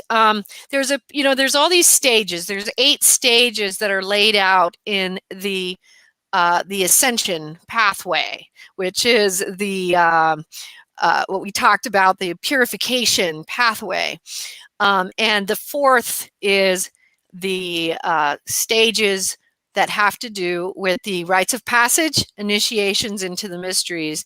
And the Eye of Horus is always the symbol indicating an invitation to enter. So I believe that that's what's happening. And I would tell her to consider with prayerful intention to be open to exploring that further, because there's a lot to be learned there. There's a lot of these mysteries and the initiations that actually do, Jason, go into the pyramids of Egypt. You go into the great mysteries of the Sphinx, you go into the chamber, yes, and so there's different things that you experience during the initiations.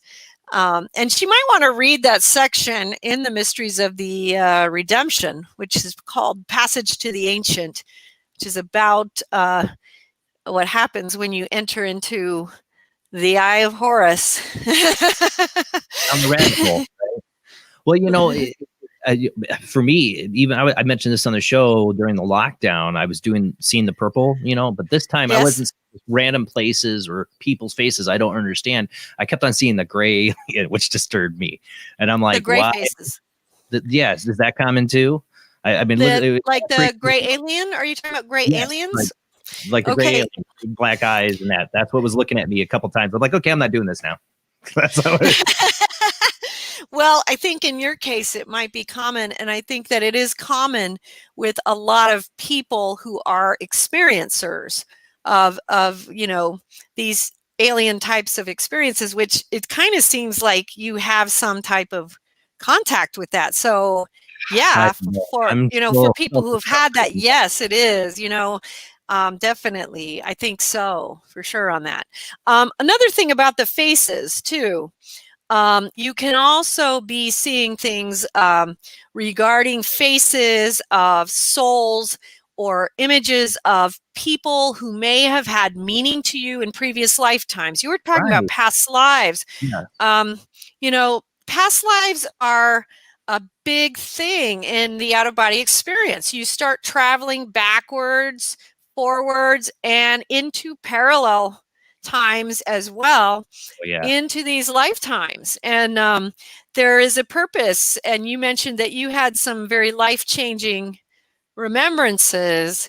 These things come to us to kind of kick us into realizing what our habitual behaviors are, the things that we may have done over and over again and that we're not getting right, so that we can kind of see how we might be able to address it differently in this lifetime. Well, say it was so impactful to me because I've always told people I've been wired to question everything and be a Gnostic. There's a couple other things I've always felt I've been wired since I was a childhood to be like. Besides questioning religion, questioning authority, and not liking when other people try to exert control over others. So the two main dreams I've had in my life that I woke up from, for sure, I just saw my past lives. One, I was a little black girl who was a slave, who was beaten by her father, who was white, who was, secret love child kind of deal. Okay. The other one was a Buddhist monk who found out that my temple leader, I don't know who he was smoking opium, and I turned him into these military people that showed up with rifles and then ended up killing everybody in the temple.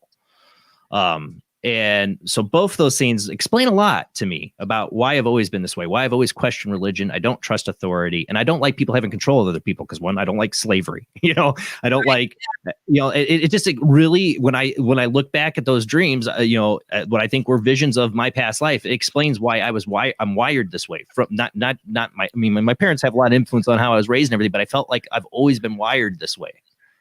Well, right. And we bring those past life experiences and patterns into the present.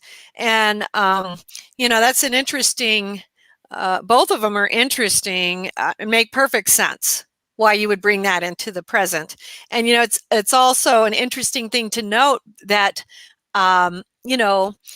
even in some religions that some people consider more free, there's always certain levels of control. And so if you experienced a lifetime as a monk, you may very well feel the need to have much more room this time around, because, well, obviously they all got killed too, but you also, as a monk, it's a very disciplined lifestyle, whether it's as a Buddhist monk, a Catholic monk, or a monk in any other type of religious environment. They're very, very disciplined.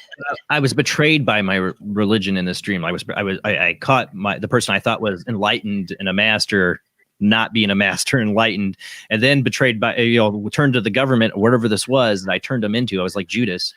They went and turned around, betrayed us all. It betrayed me and tried killed the temple and chased me down. And the last part I remember is me running through a jungle in the dream. It was so I woke up sweating from it, but it explains why I dislike big governments and I dislike religion. Yeah. Well, you felt betrayed by both. Yeah, exactly. Not only betrayed, but also controlled, because neither one was being honest up front, or because think how easily that could have actually been handled.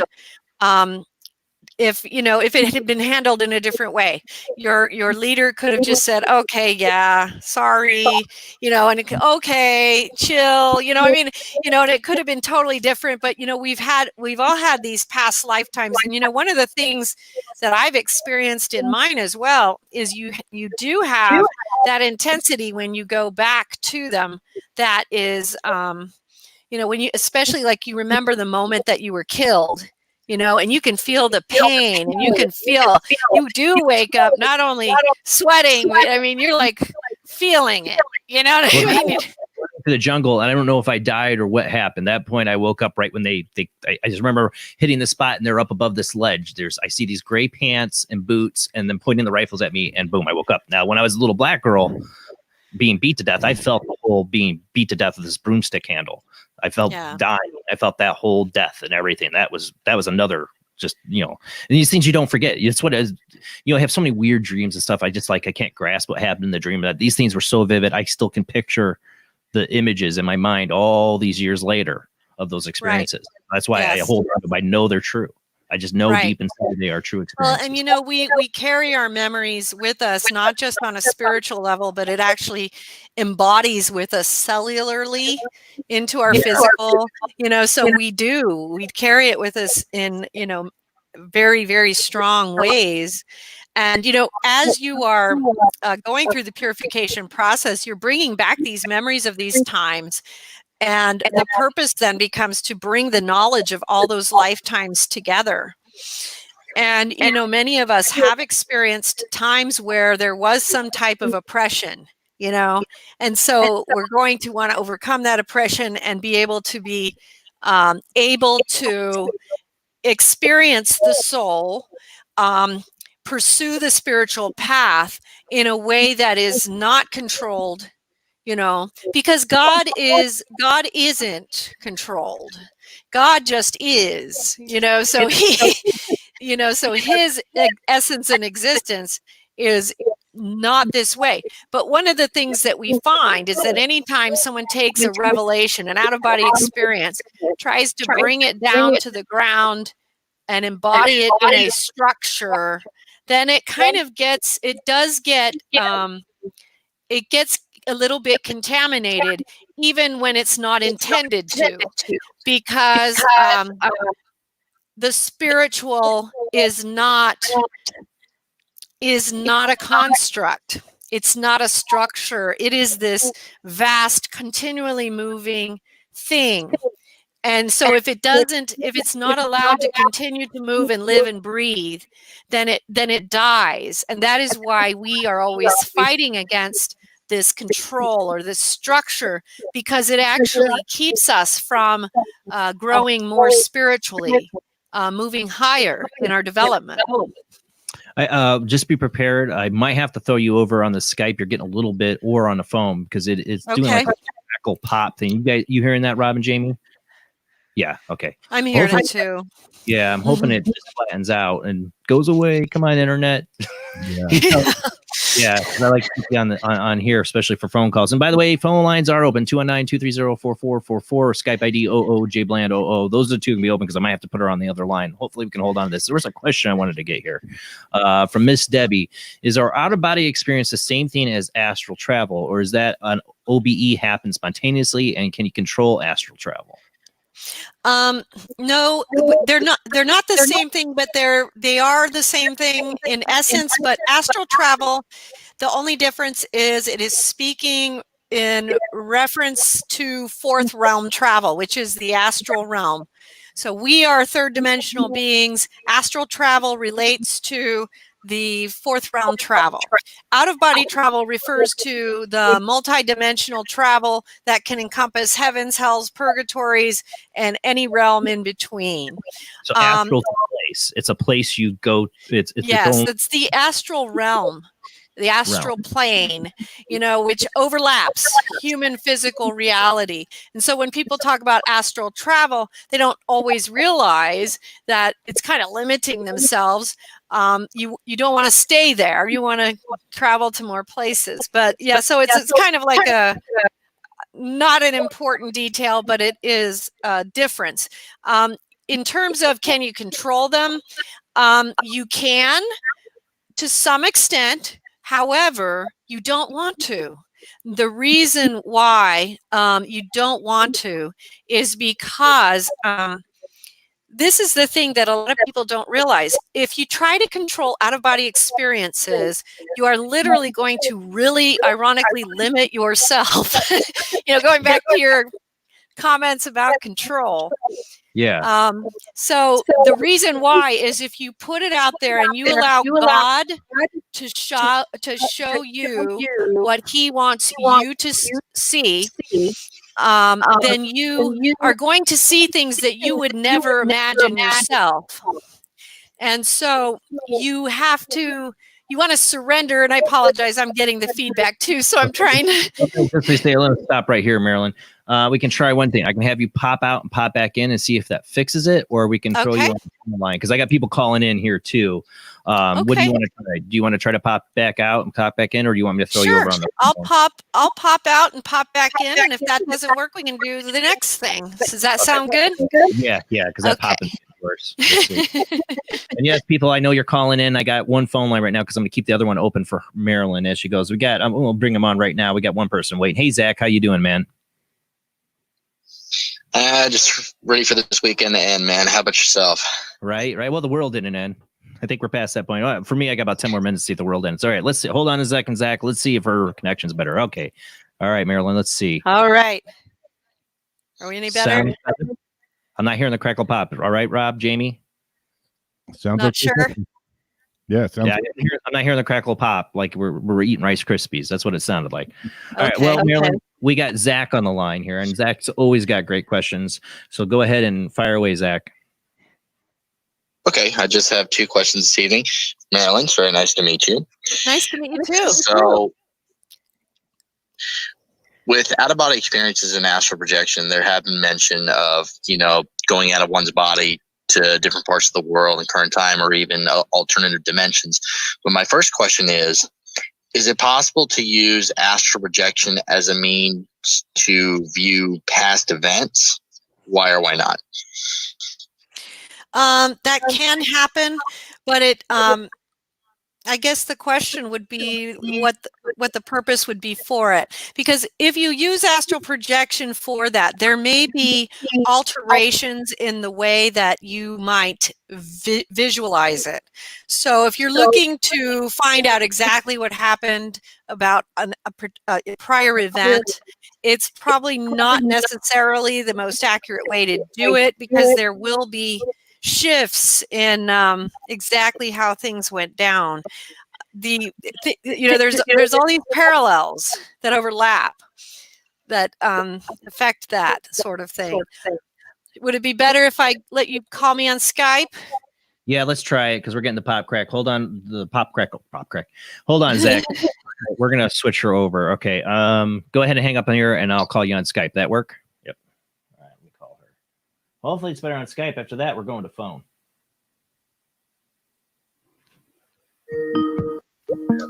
on, but came back. Hello. You hear me, Marilyn? Yes. Okay. All right. Hopefully this is better. Sorry. Technical No problems. worries. Yeah, technical problems. All right. Zach, go ahead and fire away with your other question. Okay. And then my second question is, when someone is going through the phase where they're trying to have an out-of-body experience. Oh, no. Hold on, Zach. She's not hearing you. Hold on. Let me see. What got changed in settings? No. Great. Hold on a second, Marilyn. No worries. No, let's see. I don't know why you're not hearing him. See, I was worried about this line tonight, too. Darn it. Oh, really? Yeah, because something got changed on a setting or something got messed up. Let me see. Darn it. I hate doing this in the middle of a show. Hold on. Dang it. Devices. No. System display and sounds. Let's go. Let me check something. Okay. Your output device. Let's see. Let's try this one. I hope maybe. Hopefully this doesn't screw everything up. All right, go ahead and talk, Zach. Say something. Something. No. No, that didn't work. All right. Let me go. Now I lost what I had it on before. Oh, cable B, maybe? Cable B. Say something again, Zach. Something again. Did you hear him then? No. Ah, shoot. What got messed up? All right, let me try something really quick. I'm going to unplug you and replug you. Hold on. Dang it. All right. You hear me, Marilyn? I hear you. Okay. Yes. Talk again, Zach. All right. Can you hear me? No, I take it she can't. Dang it. What got messed up? Are you able to hear me as well, Marilyn? Do you hear Rob talking? Do you hear me? Whoa. You don't hear Rob either? What got messed up on my settings? Weird. Oh, that is Test weird. 1, 2, 3. You don't hear Jamie either on here? No, I do not. I'm What sorry. the heck is going on, man? Huh. That should be my line out. Paranormal. Do you want to summarize his question and all? Shoot, I'm trying to think here. What else? We'll check on one more thing to see if I can fix it. I don't know why you can't hear them. You can't hear Zach. Why? Let's see. Let me try this. Disconnect that audio. Reconnect that. Sometimes it could just be a stereo way that it's split. Yeah. All right. Say something, Rob. Hey, can you hear me at all, Marilyn? Nope. I guess you can't. Damn it. All right, Marilyn. Why don't you hop back on StreamYard? We'll see what happens with that. Okay. This line's not working either. Dang it. Okay. All right, no back worries. and forth. Sorry, musical streaming here. Okay. Damn it. All right, well, we'll try her back on StreamYard. Hang in there, Zach. Dang it. I don't know what got messed up. I noticed something the other night that got messed up. All right, we got you back on StreamYard. Hi. Go ahead and see the next question. Hopefully we can hold her on here. Go for it. Okay. My second question is, when someone is getting ready to do astral projection, how can one differentiate between astral projection and lucid dreaming? Oh, if you have an out-of-body experience, you're going to know it.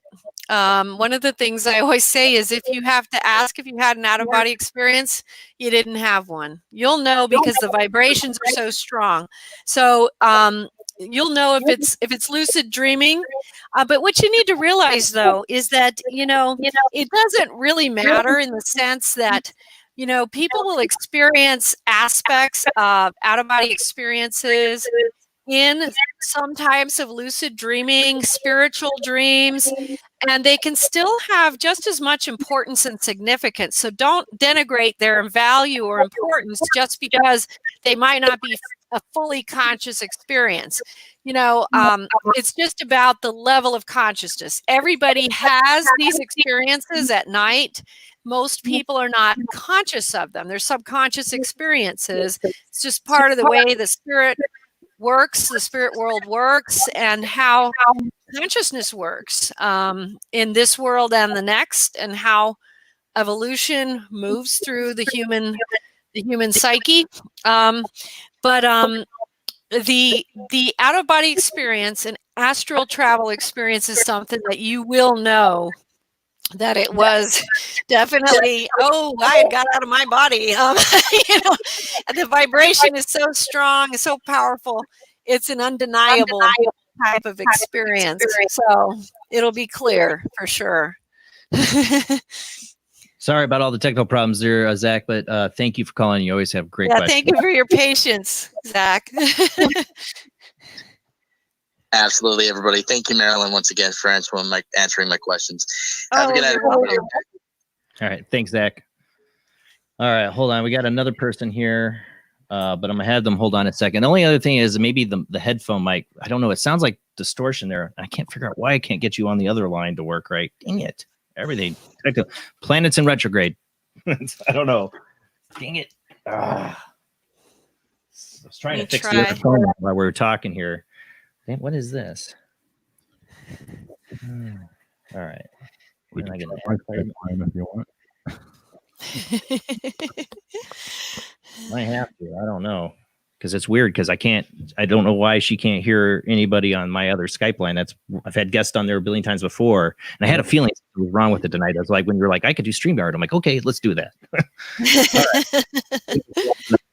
Phone call here. We got Joyce on the phone line. How you doing tonight, Joyce? Hi, I'm doing okay. Hi, Joyce. Tommy and I are on the line. I hope he's not playing around with the line. Maybe it's Tommy. Make sure you have the show turned off in the background, Joyce, too. I went into the other room. Okay. So All right. So anyway, I had a really strange experience when I was like in my 20s, and this was like early, probably in around the 80s, and I got out of myself. I had the real strong vibrations and everything, and I tumbled out and I started flying, and I flew to a place. And it was like there were round, how can I explain it? Round roofs and stuff, like round buildings. And I landed in an alley, and I saw two men, and they were speaking to each other, and they were conspiring against a president. Okay. That they were going to kill this president. Now, I was like really shocked by this, and I came back, and I didn't know what to think about this at all. And then a couple of days later, there was on the newscast that there was somebody was conspiring against the president in Moscow. Oh, interesting. I mean, it was very interesting because when I saw the buildings, I said that was where it was. Okay. Well, see what you're talking about. I always talk about this. I call it the management realm. This is where psychics will tune into what might happen down below. And that's why sometimes psychics can be a little bit wrong or something changes, because in the management realm, this is where thoughts, actions, deeds are all forming, where something is going to hit the ground, so to speak. And that is also where things can be changed or altered. And it sounds like you traveled there to where these people were actually preparing and forming this action, and where it was about to happen, and then it did happen. Now, like when you go into, like, for instance, I talked about the alteration pathway, which is talked about in Medicine Woman Within a Dream and the Mysteries of the Redemption. You actually learn how to go into that realm, and you start learning how to alter things energetically, to alter and stop things from hitting the ground.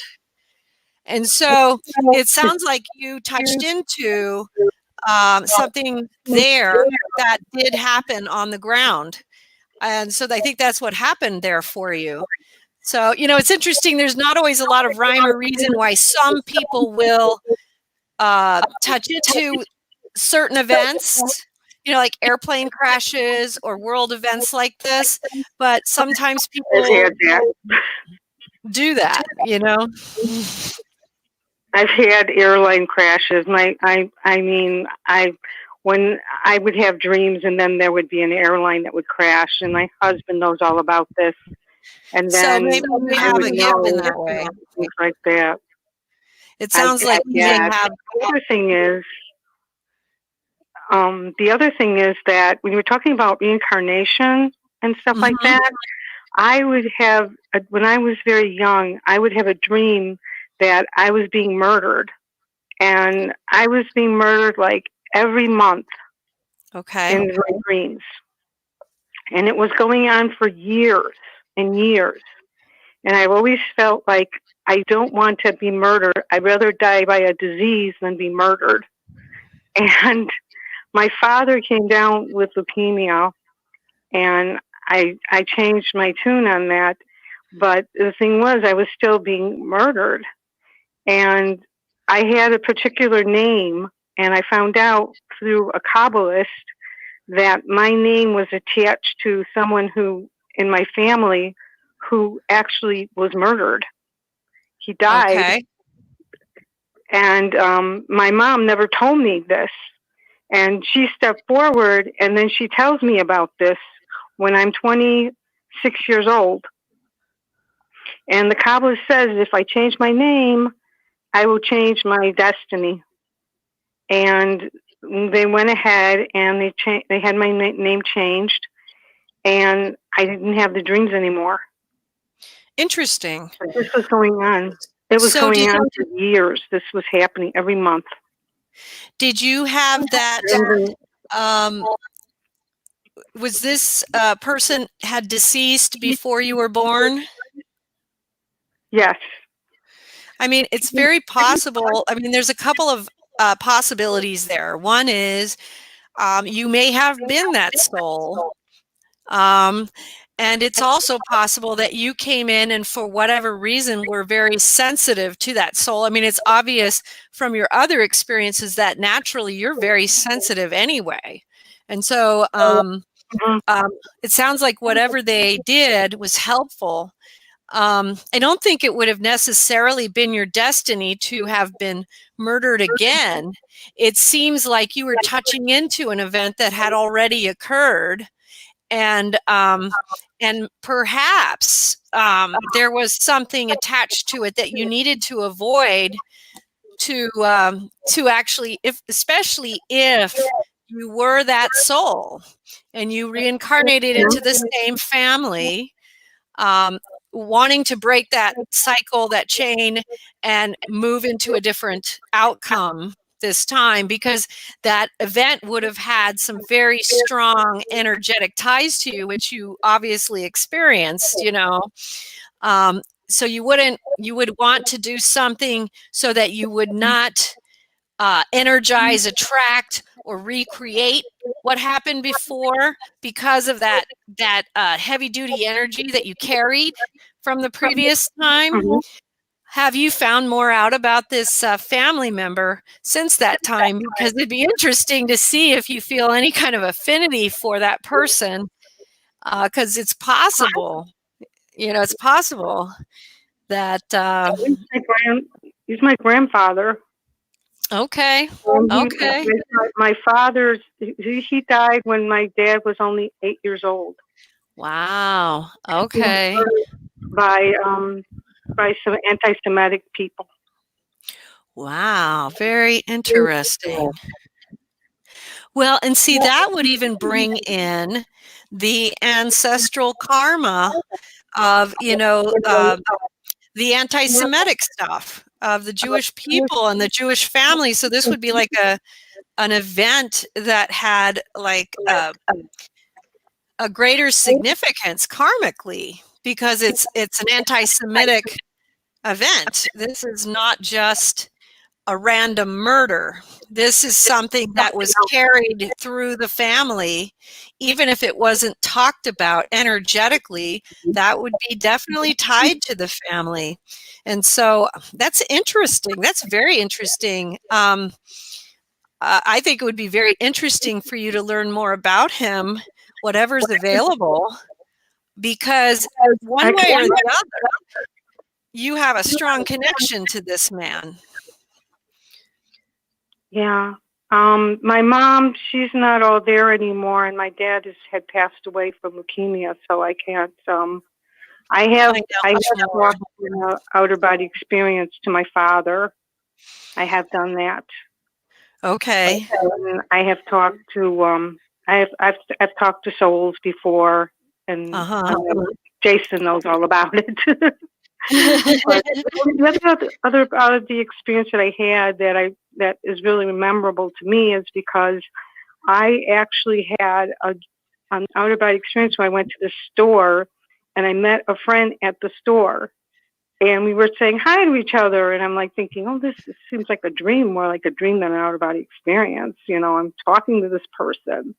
Then I came back, and the next day my friend says, hey, it was nice seeing you at the record store. I'm like, I wasn't there. Not in my body. I don't know how she might have sensed your presence, and it just registered to her in that different way, because astrally you probably were there, you know. and sometimes that happens, and what a neat what a neat verification for you as well, you know. Thank you so much. I appreciate you talking to me, and you're very welcome. Thank you for taking my phone call. I appreciate that. Oh, you're very welcome. Nice talking to you. Very interesting story. Yeah, and thank you, Joyce. I needed that because I'm trying to figure out what the heck's going on with my stuff. I think Tommy might be playing around with your thing again. It's either that or it was my 4-year-old that was left unattended down here making a video game video. That could do it for sure. And my mixing board, maybe? I don't know, because I think I might have fixed it on the phone line. I think so. I might be able to bring her on the phone. Like, I don't know why we're getting the pop, crackle, snap, crackle, pop on here still. I don't know. I don't know. It might be. Thank you so much. I wish I could find my journals, because I journaled all my visits and stuff.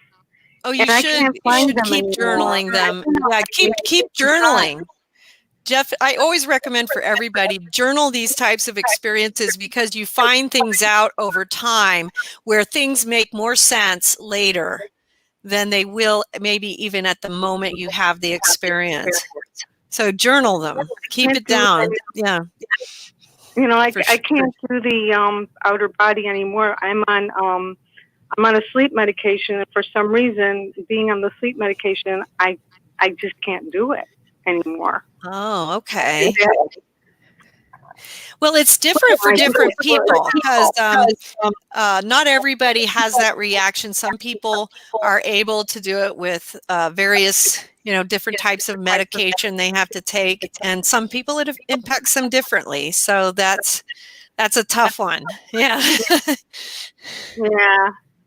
Okay. Thank you so much. Thank you, Joyce. You're very welcome. Right. Take care. You too. Right. We could try it again on the Skype line. I don't know if I fixed it. I don't know. I don't know why this knob, I have so many knobs, I can't keep track of which one's supposed to be turned which way. Turn this knob, but I have a little meter. So if you get on the Skype, you should be able to hear the other phone line, and you hear Jamie and Robin from there, I would hope. Okay, well, whatever you want me to do, you tell me where to be.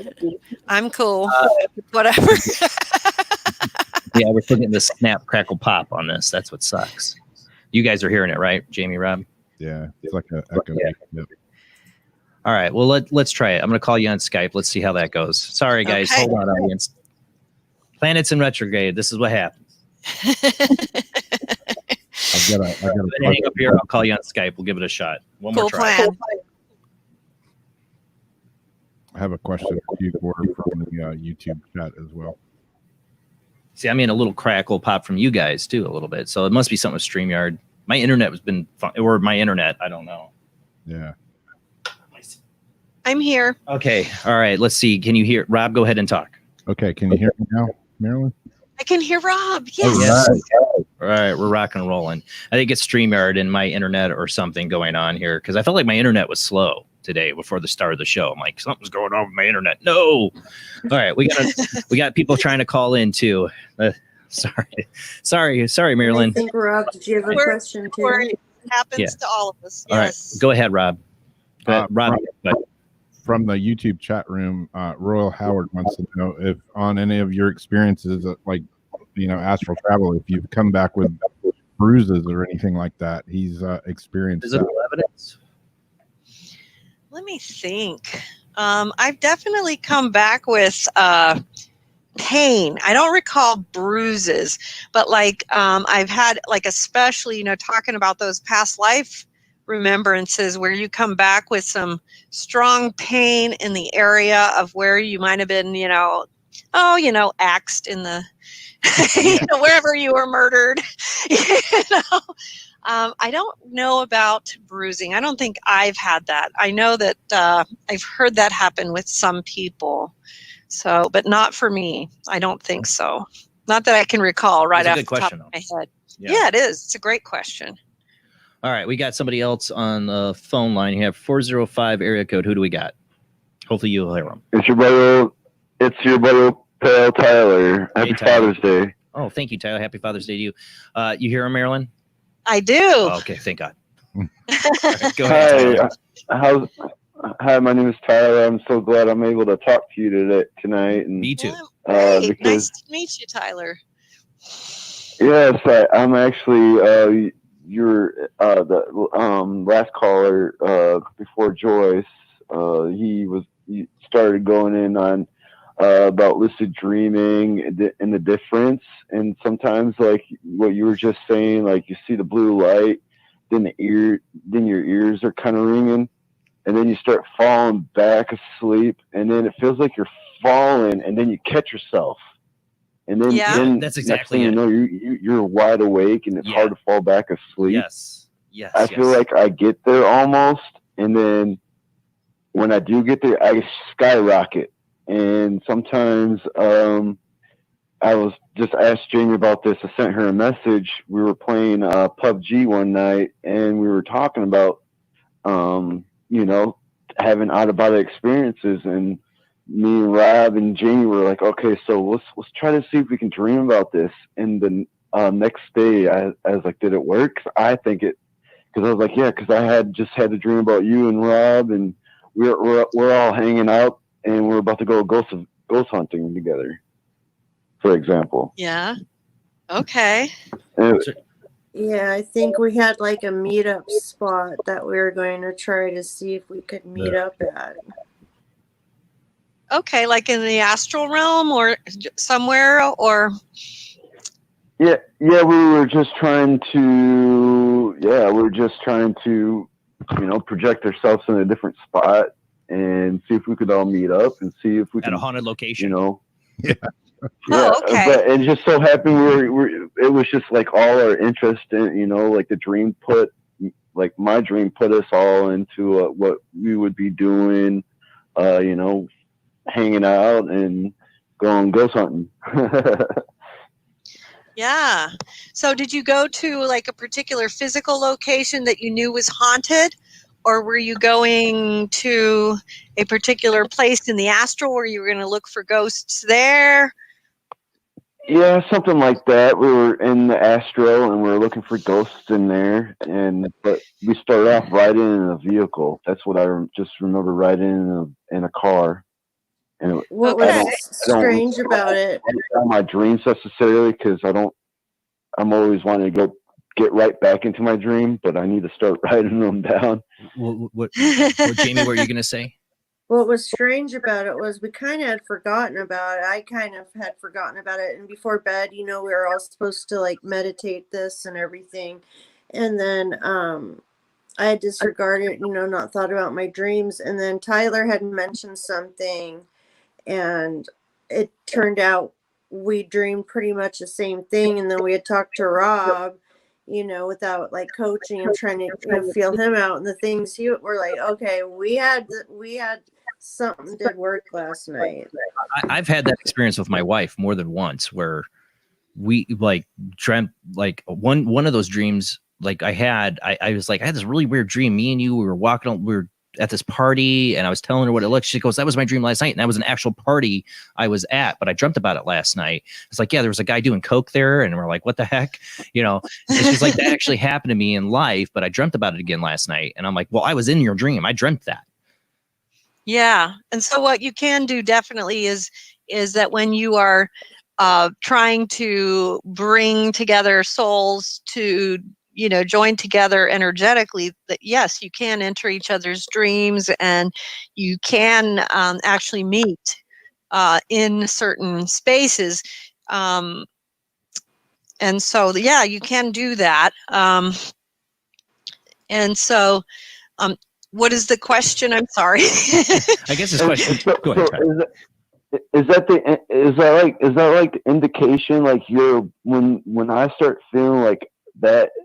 Because I mean, right before that dream, I did have that, like I was falling and I caught myself, like, because I thought I was falling off my bed, for example, but I was just, you know, just laying in the bed just fine. And yeah, sure enough. And yeah, that is a pretty typical thing that a lot of people experience, even people who are not thinking about the out-of-body experience. That that is an indication that they may have been touching into the edge of an out-of-body experience, in that they feel like they're falling suddenly. Yeah, that's because you are literally falling, oftentimes falling back into your body. That's what's happening. You know what I mean? Yeah. So so a lot of times people are literally touching into that moment when they're coming back into their body, and they don't realize that that's what it is, and it feels like falling, but it's actually the spirit re-entering the physical body. So yes, that is. I mean, I've had, when I was a kid, I know this is probably going on a little bit longer than my question. This will really make everybody kind of intrigued. But when I was a kid, I had an EKG test done to me. I had to stay up for I think it was 24 hours. I couldn't sleep, and then when I finally got to sleep, I can actually remember, and it's all the way back when I was 5th grade, is when I fell asleep, I could see myself hooked up, and then I don't know what the data was. I just had all kinds of weird dreams when that was going on. But I could, right before I fell asleep, I could see my body hooked up to this machine. I was like, why is this going on? And then boom. I don't know what's going on with what happened with that, but that was many years ago, so it's kind of cool. Well, sometimes when you, especially like when you're unusually tired, you're more likely to have a spontaneous experience where you are visualizing yourself outside of your body, which is what it sounds like happened there. And it's because when you're unusually tired, the level of consciousness comes a little easier for that experience to occur. Okay. Yeah. Well, thank you, Tyler, for calling in, man. Yeah, thanks, Tyler. Thank you so much for answering. Thank you for You're letting welcome, me share Tyler. and answer my questions. Oh, you're welcome, You have a good Tyler. rest of your night. Thanks for calling. You too. Have a great night, Tyler. I'm realizing, like, you know, my 4-year-old was down here playing. I let him play video games on here. I'm like, what else did he touch? Because like I'm hearing you out of one ear. I'm like, man, he messed up some stuff. I don't know. I watched him. I actually could watch him on the video, and I never saw him touch my mixing board though. That's what's so weird. Something turned the knobs on my thing. I'm gonna have to go back and rewatch that video again. But I don't remember him ever touching my mixing board. But something turned the knobs all the way down. My boys know not to touch the mixing board. This is so weird. Is it in a spot where their knees could have like rubbed against it? No. They literally would have to purposely reach over and grab it. I kind of sent them away from it. I mean, and Liam knows, even at 4, just don't touch Daddy's mixing board if you want to play on his computer. So this is weird. I don't know. I mean, literally knobs turned that shouldn't have been turned. Sorry. I'm like sitting here going, what is going on here? Okay.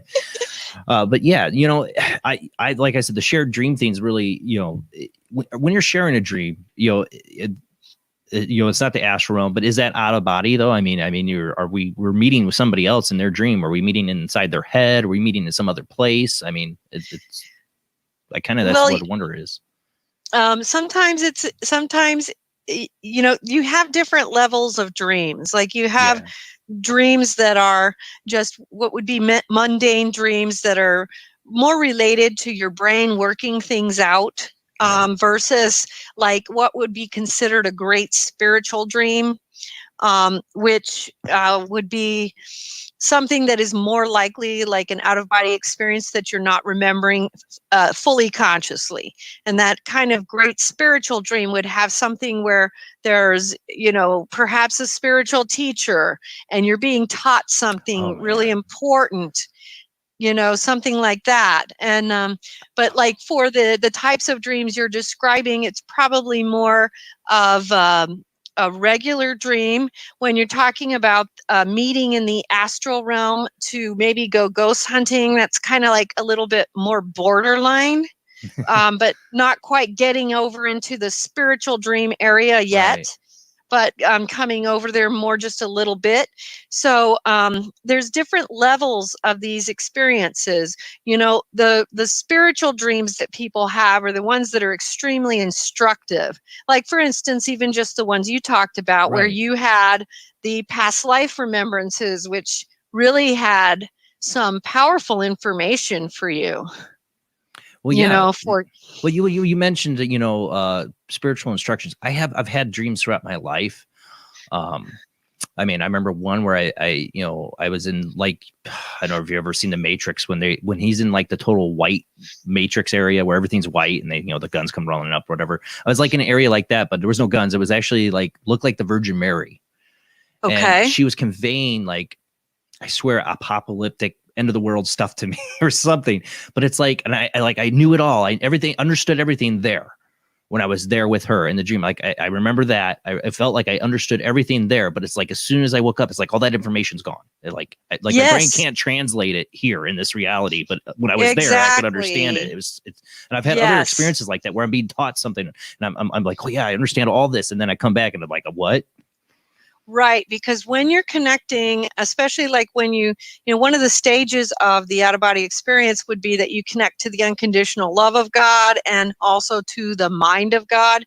And while you're there, you understand all mysteries, Yeah. But then when you come back, you don't understand all mysteries, So that's one of those types of things where while you're in that experience, excuse me,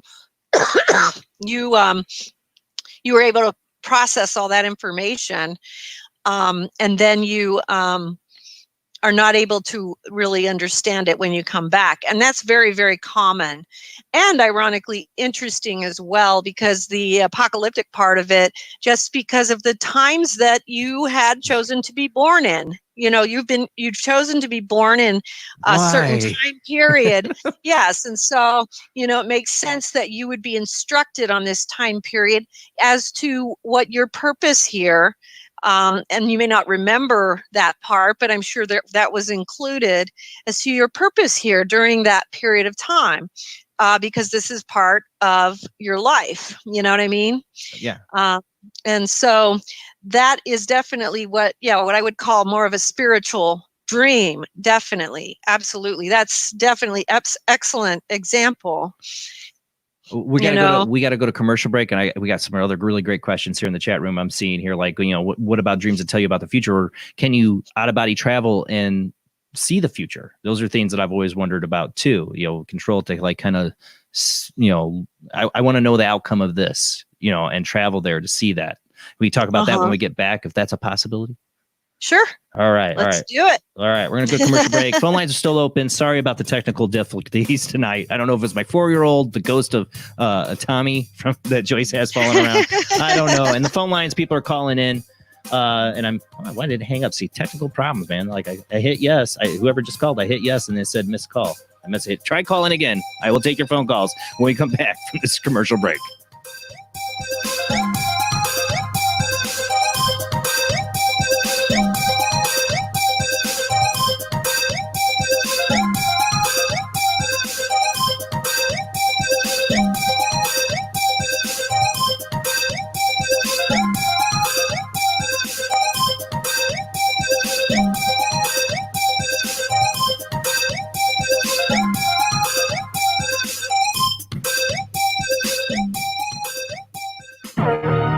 intercepted a transmission of unknown origin. Transmission?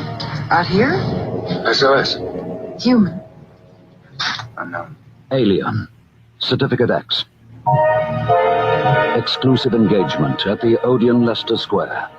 Now. Any systematized transmission indicating a possible intelligent origin must be investigated. In space, no one can hear you scream. The international chart-topping Haunted Horror of Haverfordwest has been described as terrifyingly real, a must-read, shocking and chilling brilliance, genuinely worrying, utterly frightening. Don't read before bed. Described as one of the spookiest writers out there, best-selling author G.L. Davies presents Haunted Horror of Haverfordwest, the true paranormal account that is shocking the world. Dare you enter? Dare you read? Haunted Horror of Haverfordwest is available on Amazon, Barnes & Noble, Kindle, and wherever books are sold. Pray you never have to live there. Phantasm, the film that puts the fun in funeral. And as for a fiendish story, it does have a burial plot. Come prepared to scream, because if this one doesn't scare you, you're already dead. Phantasm from Avco Embassy Pictures. Rated R under 17, not admitted without parent. Join us every Wednesday night at midnight Eastern Standard Time for Weird Wednesday, the live stream, with your hosts Jamie, the Living Dead Girl, and Rob, the Phantom, where we'll talk about all things paranormal, including zodiac, astrology, tarot card and oracle card readings, live ghost boxing and spirit communication, where we'll do voices from beyond the cold case files. So we hope you join us live on Facebook and YouTube every Wednesday night at midnight Eastern Standard Time. We hope to see you there. Bye-bye.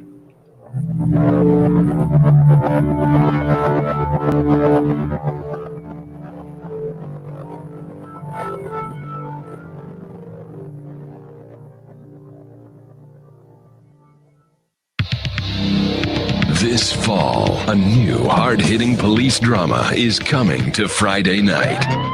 He was a well-to-do cop transferred to a troubled precinct downtown. His new partner is a space traveler with a passion for justice. It's Yuppie and the Alien. Look, you might vaporize dissidents in Alpha Centauri, but in this precinct, we do it by the book. I'm so terribly sorry, Captain. Goog, I'm sorry. Don't miss this one-of-a-kind police drama. They're fighting crime the hard way, in designer clothes, with $250,000 sports car and a UFO. Partner, let's go cruise in the car and look moody. One tough downtown precinct, two outsiders doing things their way. Yuppie and the Alien on VBC.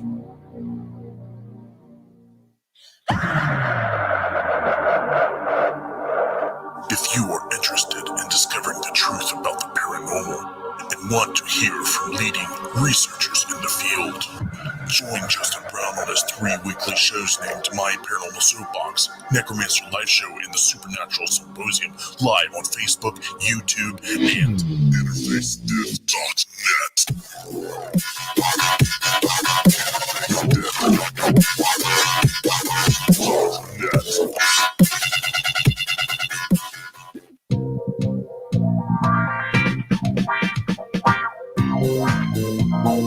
The night is alive. Join us and take a walk on the weird side when you tune in to the Kingdom of Nye, hosted by Heather Wade, the finest in late night talk. Listen live free weeknights starting at 9 p.m. Pacific time at thekingdomofnye.com, talkstreamlive.com, and the Paranormal Radio app.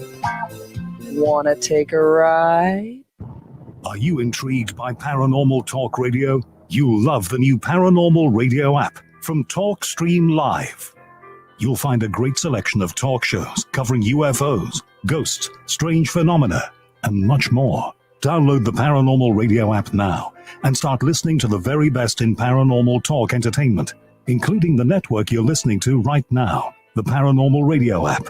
Free in Google Play and the iOS App Store. Heat 'em up.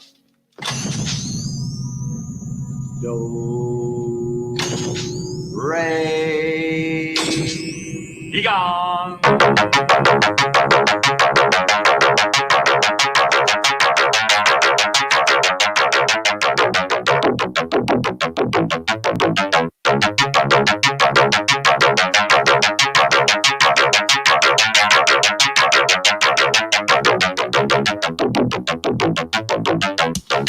Tonight on Paranormal Soup, with technical problems and all, our guest is Marilynn Hughes, founder of the Out-of-Body Travel Foundation.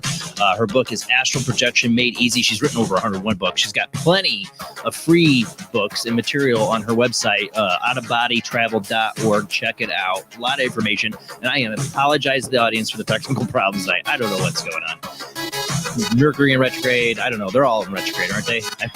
The world didn't end. At least we got that. But you can call in. I had somebody call in, and then I hit the thing, and they hung up. The more technical problems. But you call in at 219-230-4444 or Skype ID OOJBland00. Those are the two lines that are open because we had to put Marilynn on the other one because technical problems are a sue right now, and we're just trying to get through it. But this has been such a great guest. We're going to have her back on without technical problems at some point because there's so much more we didn't even get to. We only got a half an hour show. So let's go ahead and get back to our guest.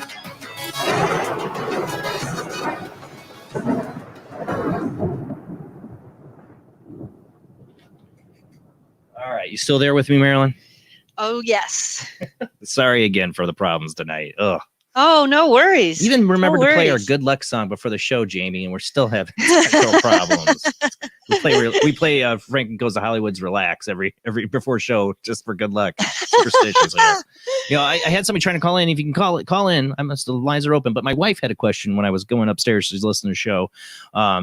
I thought was really interesting. This could be a possibility of maybe she was having astral or out of body experiences. When she was a kid, she lived in a house that was haunted, but she had experience where she'd wake up at night and she'd be like walking to the bathroom, but she would just keep walking and walking and walking and never getting to the bathroom. Like she's like walking on like a treadmill or something, like she's not getting there, and she eventually would just go back to bed. She's like 6 or 7, and she couldn't get to the bathroom. Like she would be walking and walking and walking, and she couldn't get there. Is a possibility she was out of her body?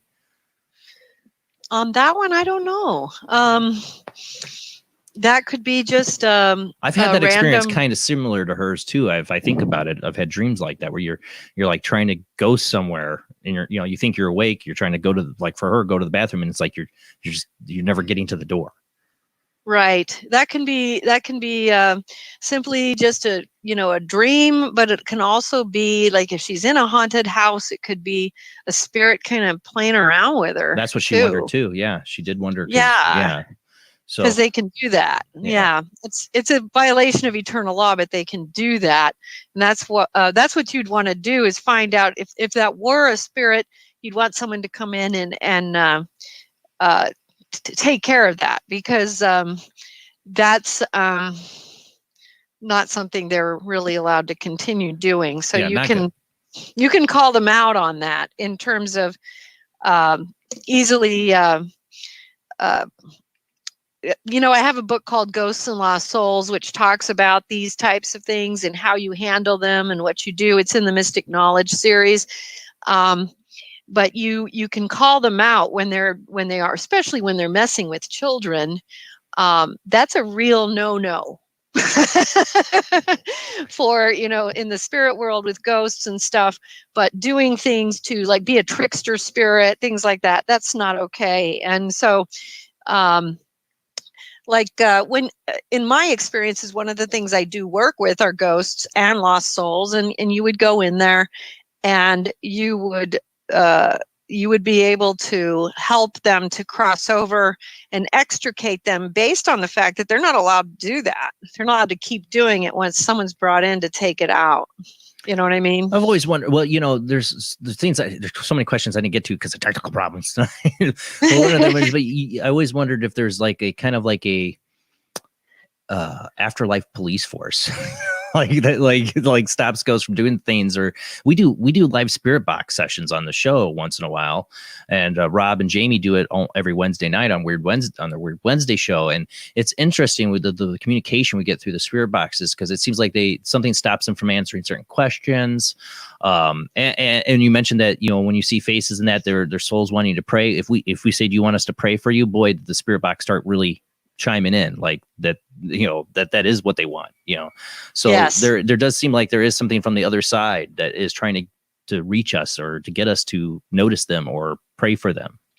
Well, yes, because this is ironically something that's very well documented in the Catholic tradition in terms of purgatory. Souls who are going through the purification process after death benefit a great deal from prayer. And so a lot of times that's what they're asking for. You know, when you read my books, you can find out a lot of things that you can actually do to help them to cross over if they're lost or things like this. But if you don't know how to do anything else, you can start by praying for them, because that's going to give them a lot of assistance and relief just to start. And then, you know, if you want to learn more, and you can help them in other ways as well. But like you said, is there a police force and stuff like this? Yes, all sorts of different orders, you know, several things like the disaster crew. One of the things I wrote about, which is a group of spirits who show up whenever there's a mass disaster where many people are going to die, because there's going to be a lot of souls who are going to be lost and confused. And so you have an entire crew that comes in to help with the crossing over of these souls. You have spirits and teachers. You have teachers, you know, of all kinds, of which you can probably guess. You have teachers of all many different areas, you know, because as a soul is learning, you will go from one subject, and as you master that, you're going to get another teacher who's going to take you into the next area, and it continues and continues and continues. There's no end to the knowledge to be attained.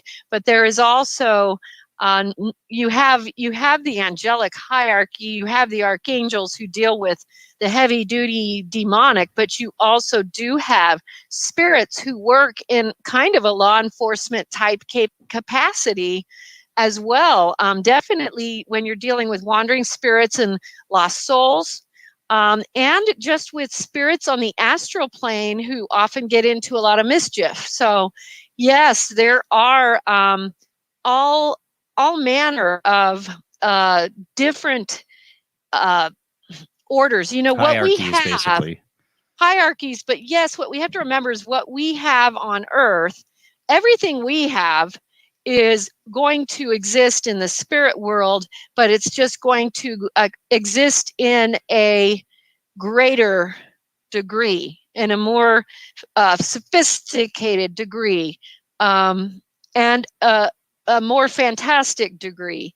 And so, you know, everything that we've created here on Earth has already been created elsewhere. That's part of the reason we have it here, because it was created elsewhere first. So everything that we have is has its counterparts, so to speak. Kind of like in the astral realm, like its energy is forethought of in the astral realm before it even exists. Right. On Earth, right. Yes, that too. I've yes, heard that. absolutely. You know, when you talk about the disaster thing, it makes me think, you know, about like a crew that comes in or whatever. It reminds me of one of my favorite shows is Dead Like Me. I don't know if you ever saw that, but there'd be reapers and they would like take people out of their body right before the accident would happen. And I always loved that show because you hear stories of people near death saying, you know, this accident happened, but I was suddenly popped out of my body and I watched myself. The accident happened to myself, you know, like something came in and I've took them out. definitely read a lot of experiences like that. I did not see that show, but it sounds very interesting. Yeah, it was one of those shows they yeah, canceled too soon after one season.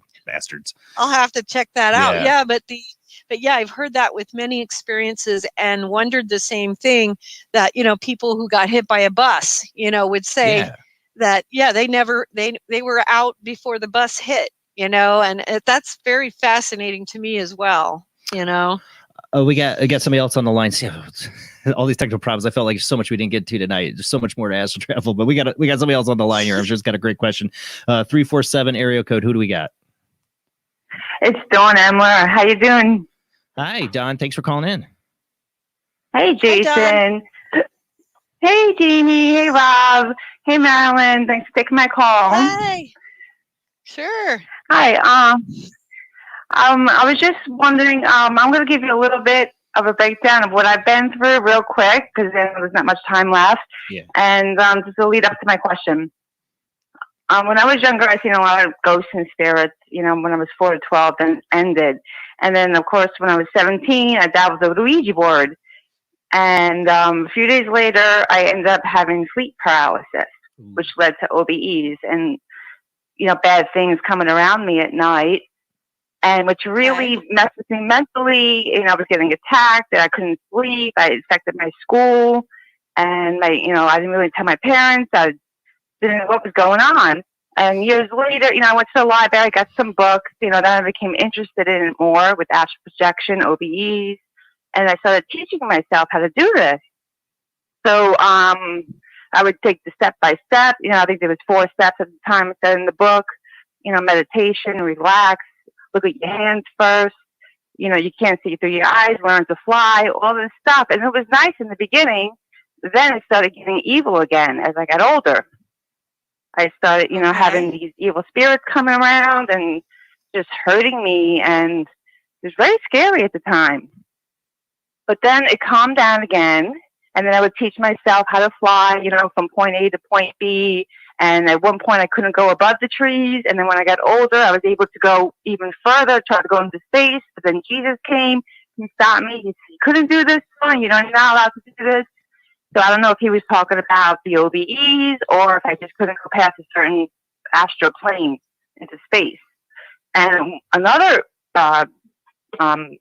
very interesting experience I had, I was in a completely different realm, and I said, "This is home." There was all these huts around with all these weird symbols on top, triangles, circles, everything.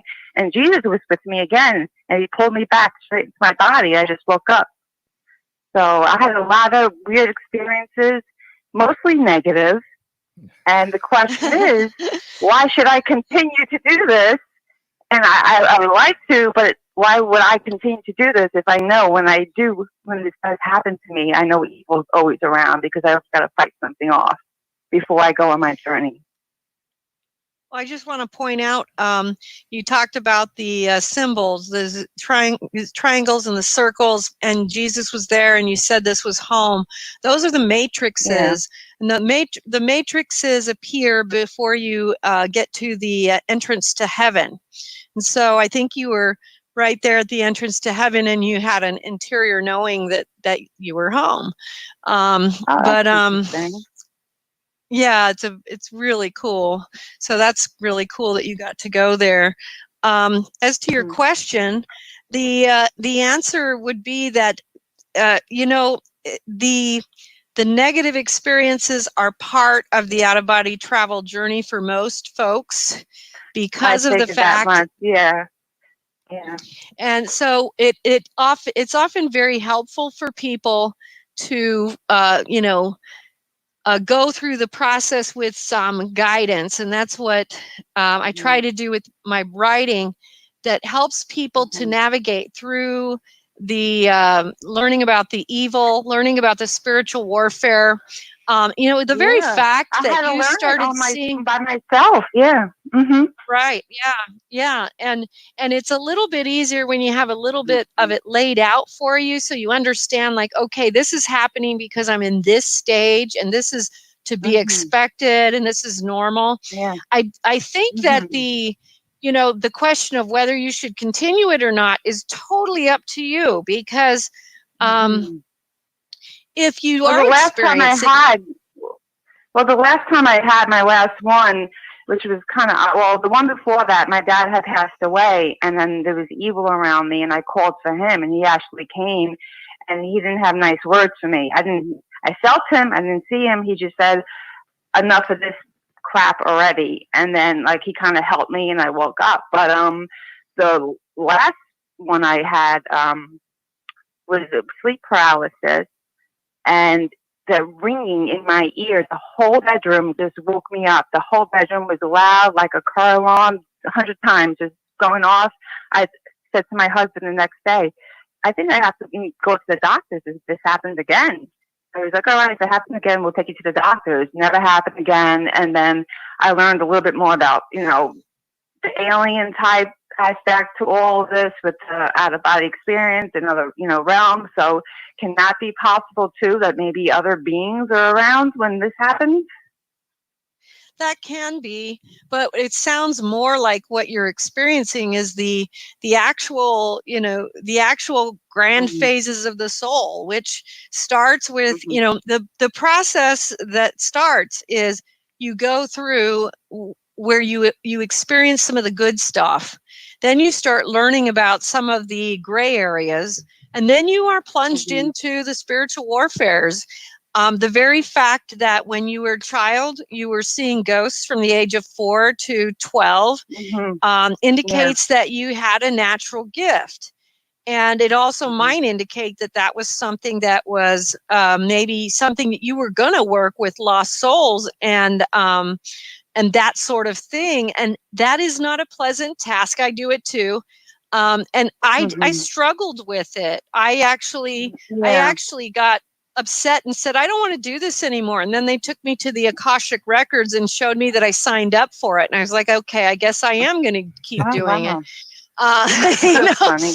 But, so one of the things you might consider doing is, you can pick it up or download the Mysteries of the Redemption and start reading through some of that and see if it puts any of that see if it puts any of that process that you've experienced into perspective.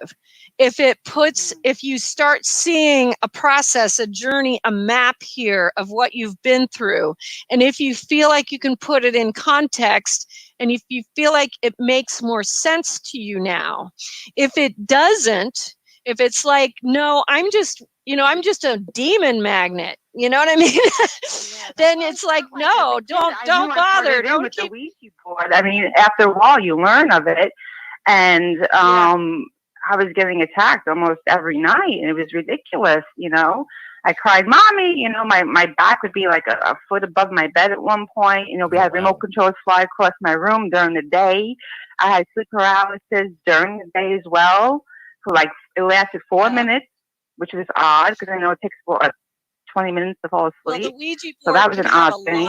And it's just if I get it back into this, just by talking about it, I feel like it'll happen. But I'm just afraid that kind of demon type spirit will come back and will maybe prevent me from what I'm maybe supposed to do. Because if this is part of my life, I keep talking about it, and I hear other people wanting to do it. And I'm like, well, they don't really know what they might be getting themselves into. That's what kind of scares me.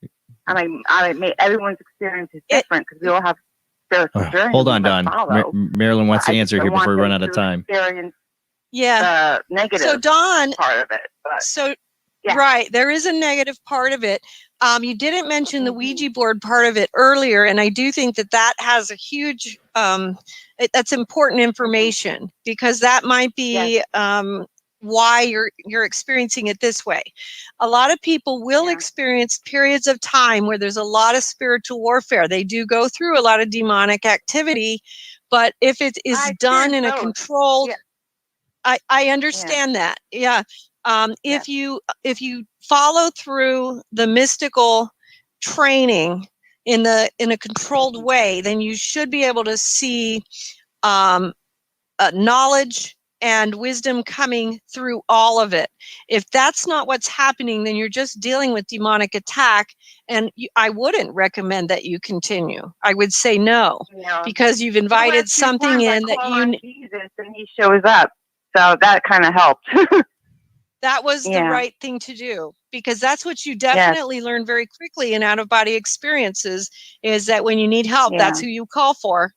And I didn't know that as a child, so that would have helped back then too. But thank you so much. I really appreciate you answering all my questions and talking with me. I know we're running out of time. Sure. Thank you, Jason, Rob, and Jamie. You guys have a great night. Happy Father's Day, Jason. Thank you. And whoever else is having a great Father's Day. Well, thank you for calling in. It was a great call. You have a good night. Yeah, thanks, Don. All right, you too. You're welcome. Bye-bye. Well, like she said, a lot of people try this on their own. They don't have a teacher, or they don't have, you may not even read a book, or they might have read a little bit of a book, or they might have read a whole book that led them the wrong way. I think if she tried with the Mysteries of the Redemption, it would be very helpful to give her the opportunity to see if her experiences could be held within the context of the typical journey, or if she is just being attacked because she invited this in. And those are two very different scenarios. And it would also give her some guidance as well as to how to uninvite and get this out, because she doesn't want to carry it with her anyway. You know what I mean? Right. She wants to get that out of her life. If there was an invitation, you want to rescind that invitation immediately. And so there's a lot of stuff on my website, including there's a book called Spiritual Warfare, Angels and Demons in the Mystic Knowledge series that she might also want to take a look at, that will give her a lot of guidance about how to get this out of her life. There's also some prayer books and devotionals. There's the Mysteries of the Redemption prayer book and the devotional there. And those are things that would really be a helpful, if she's got something that's been invited in, you've got to do something to make sure it's no longer got dominion in your life. It's important, really important.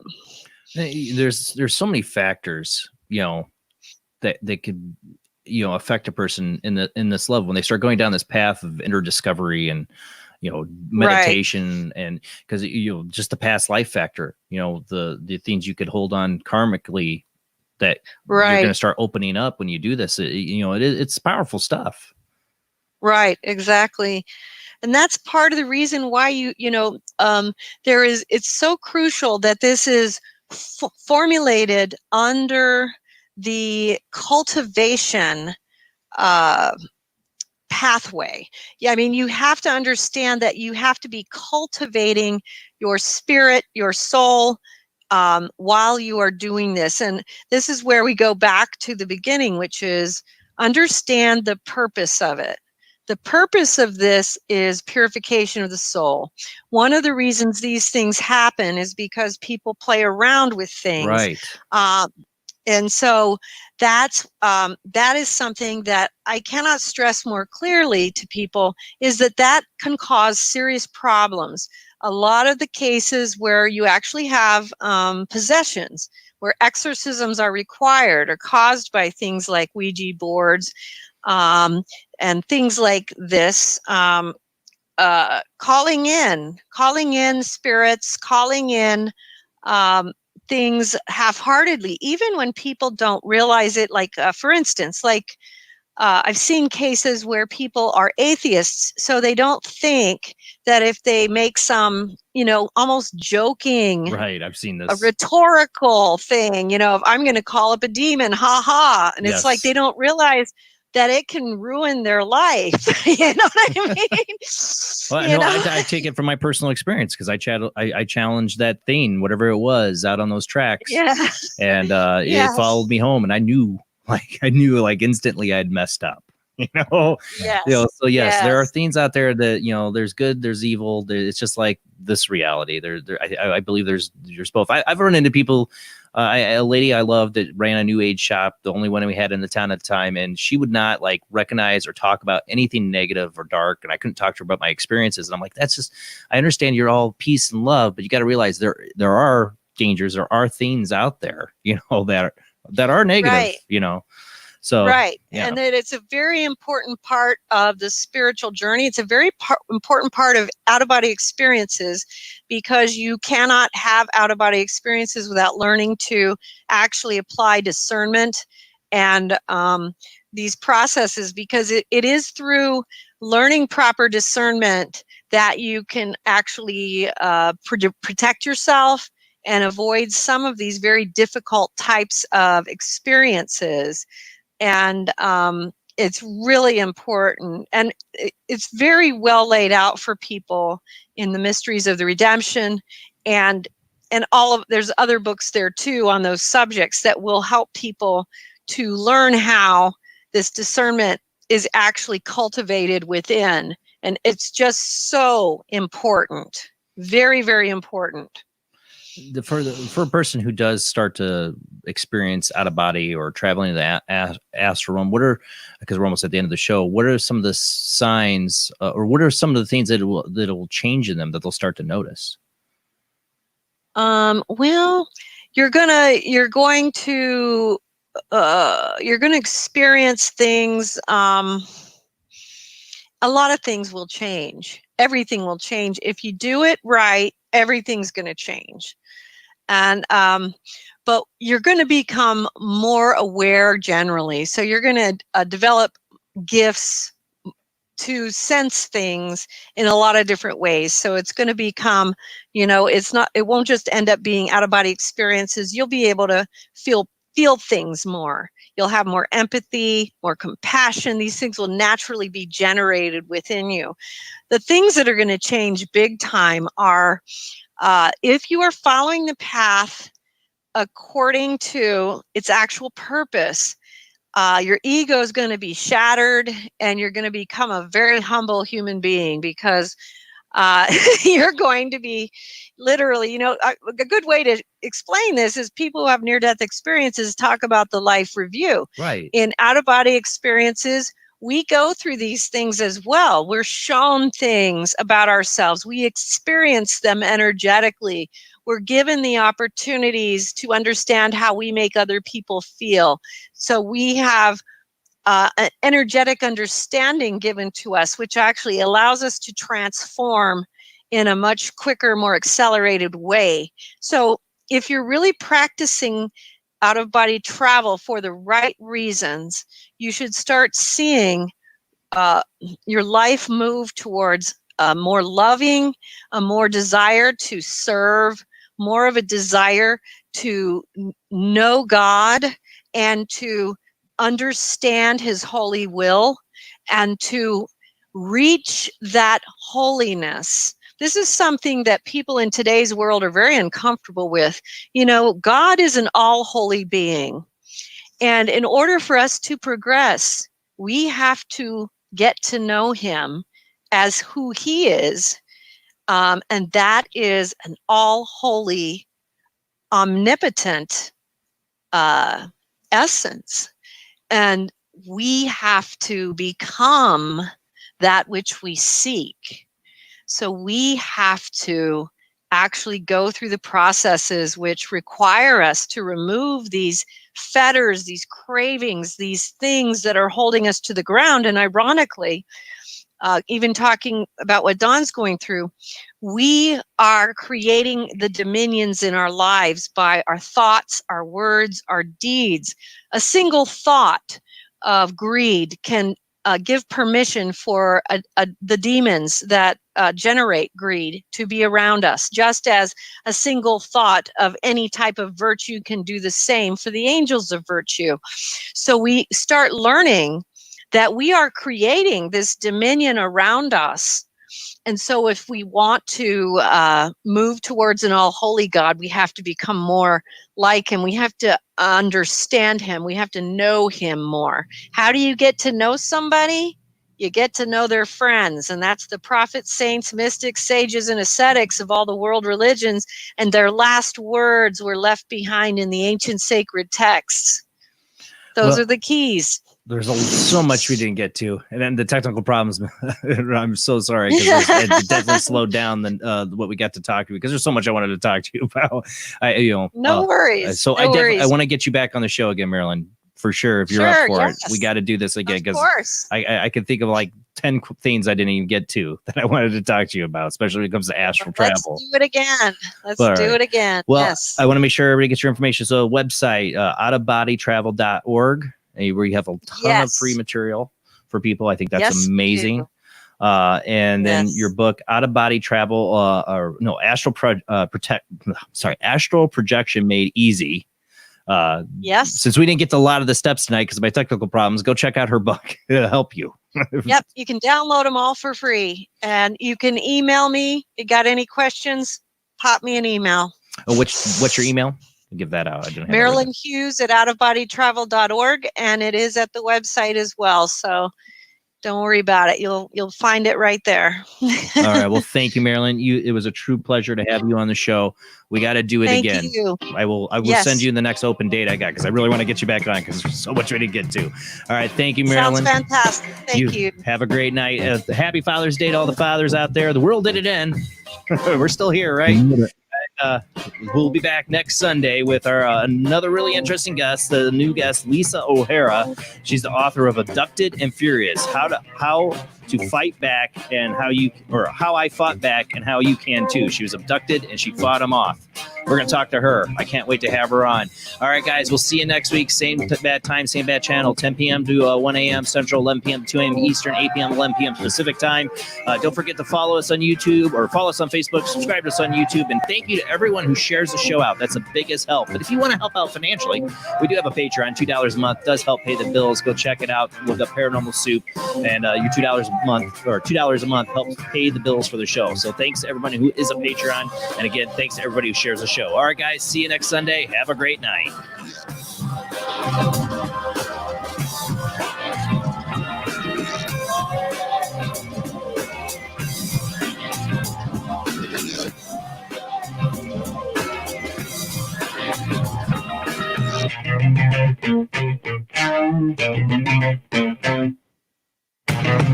Thank you.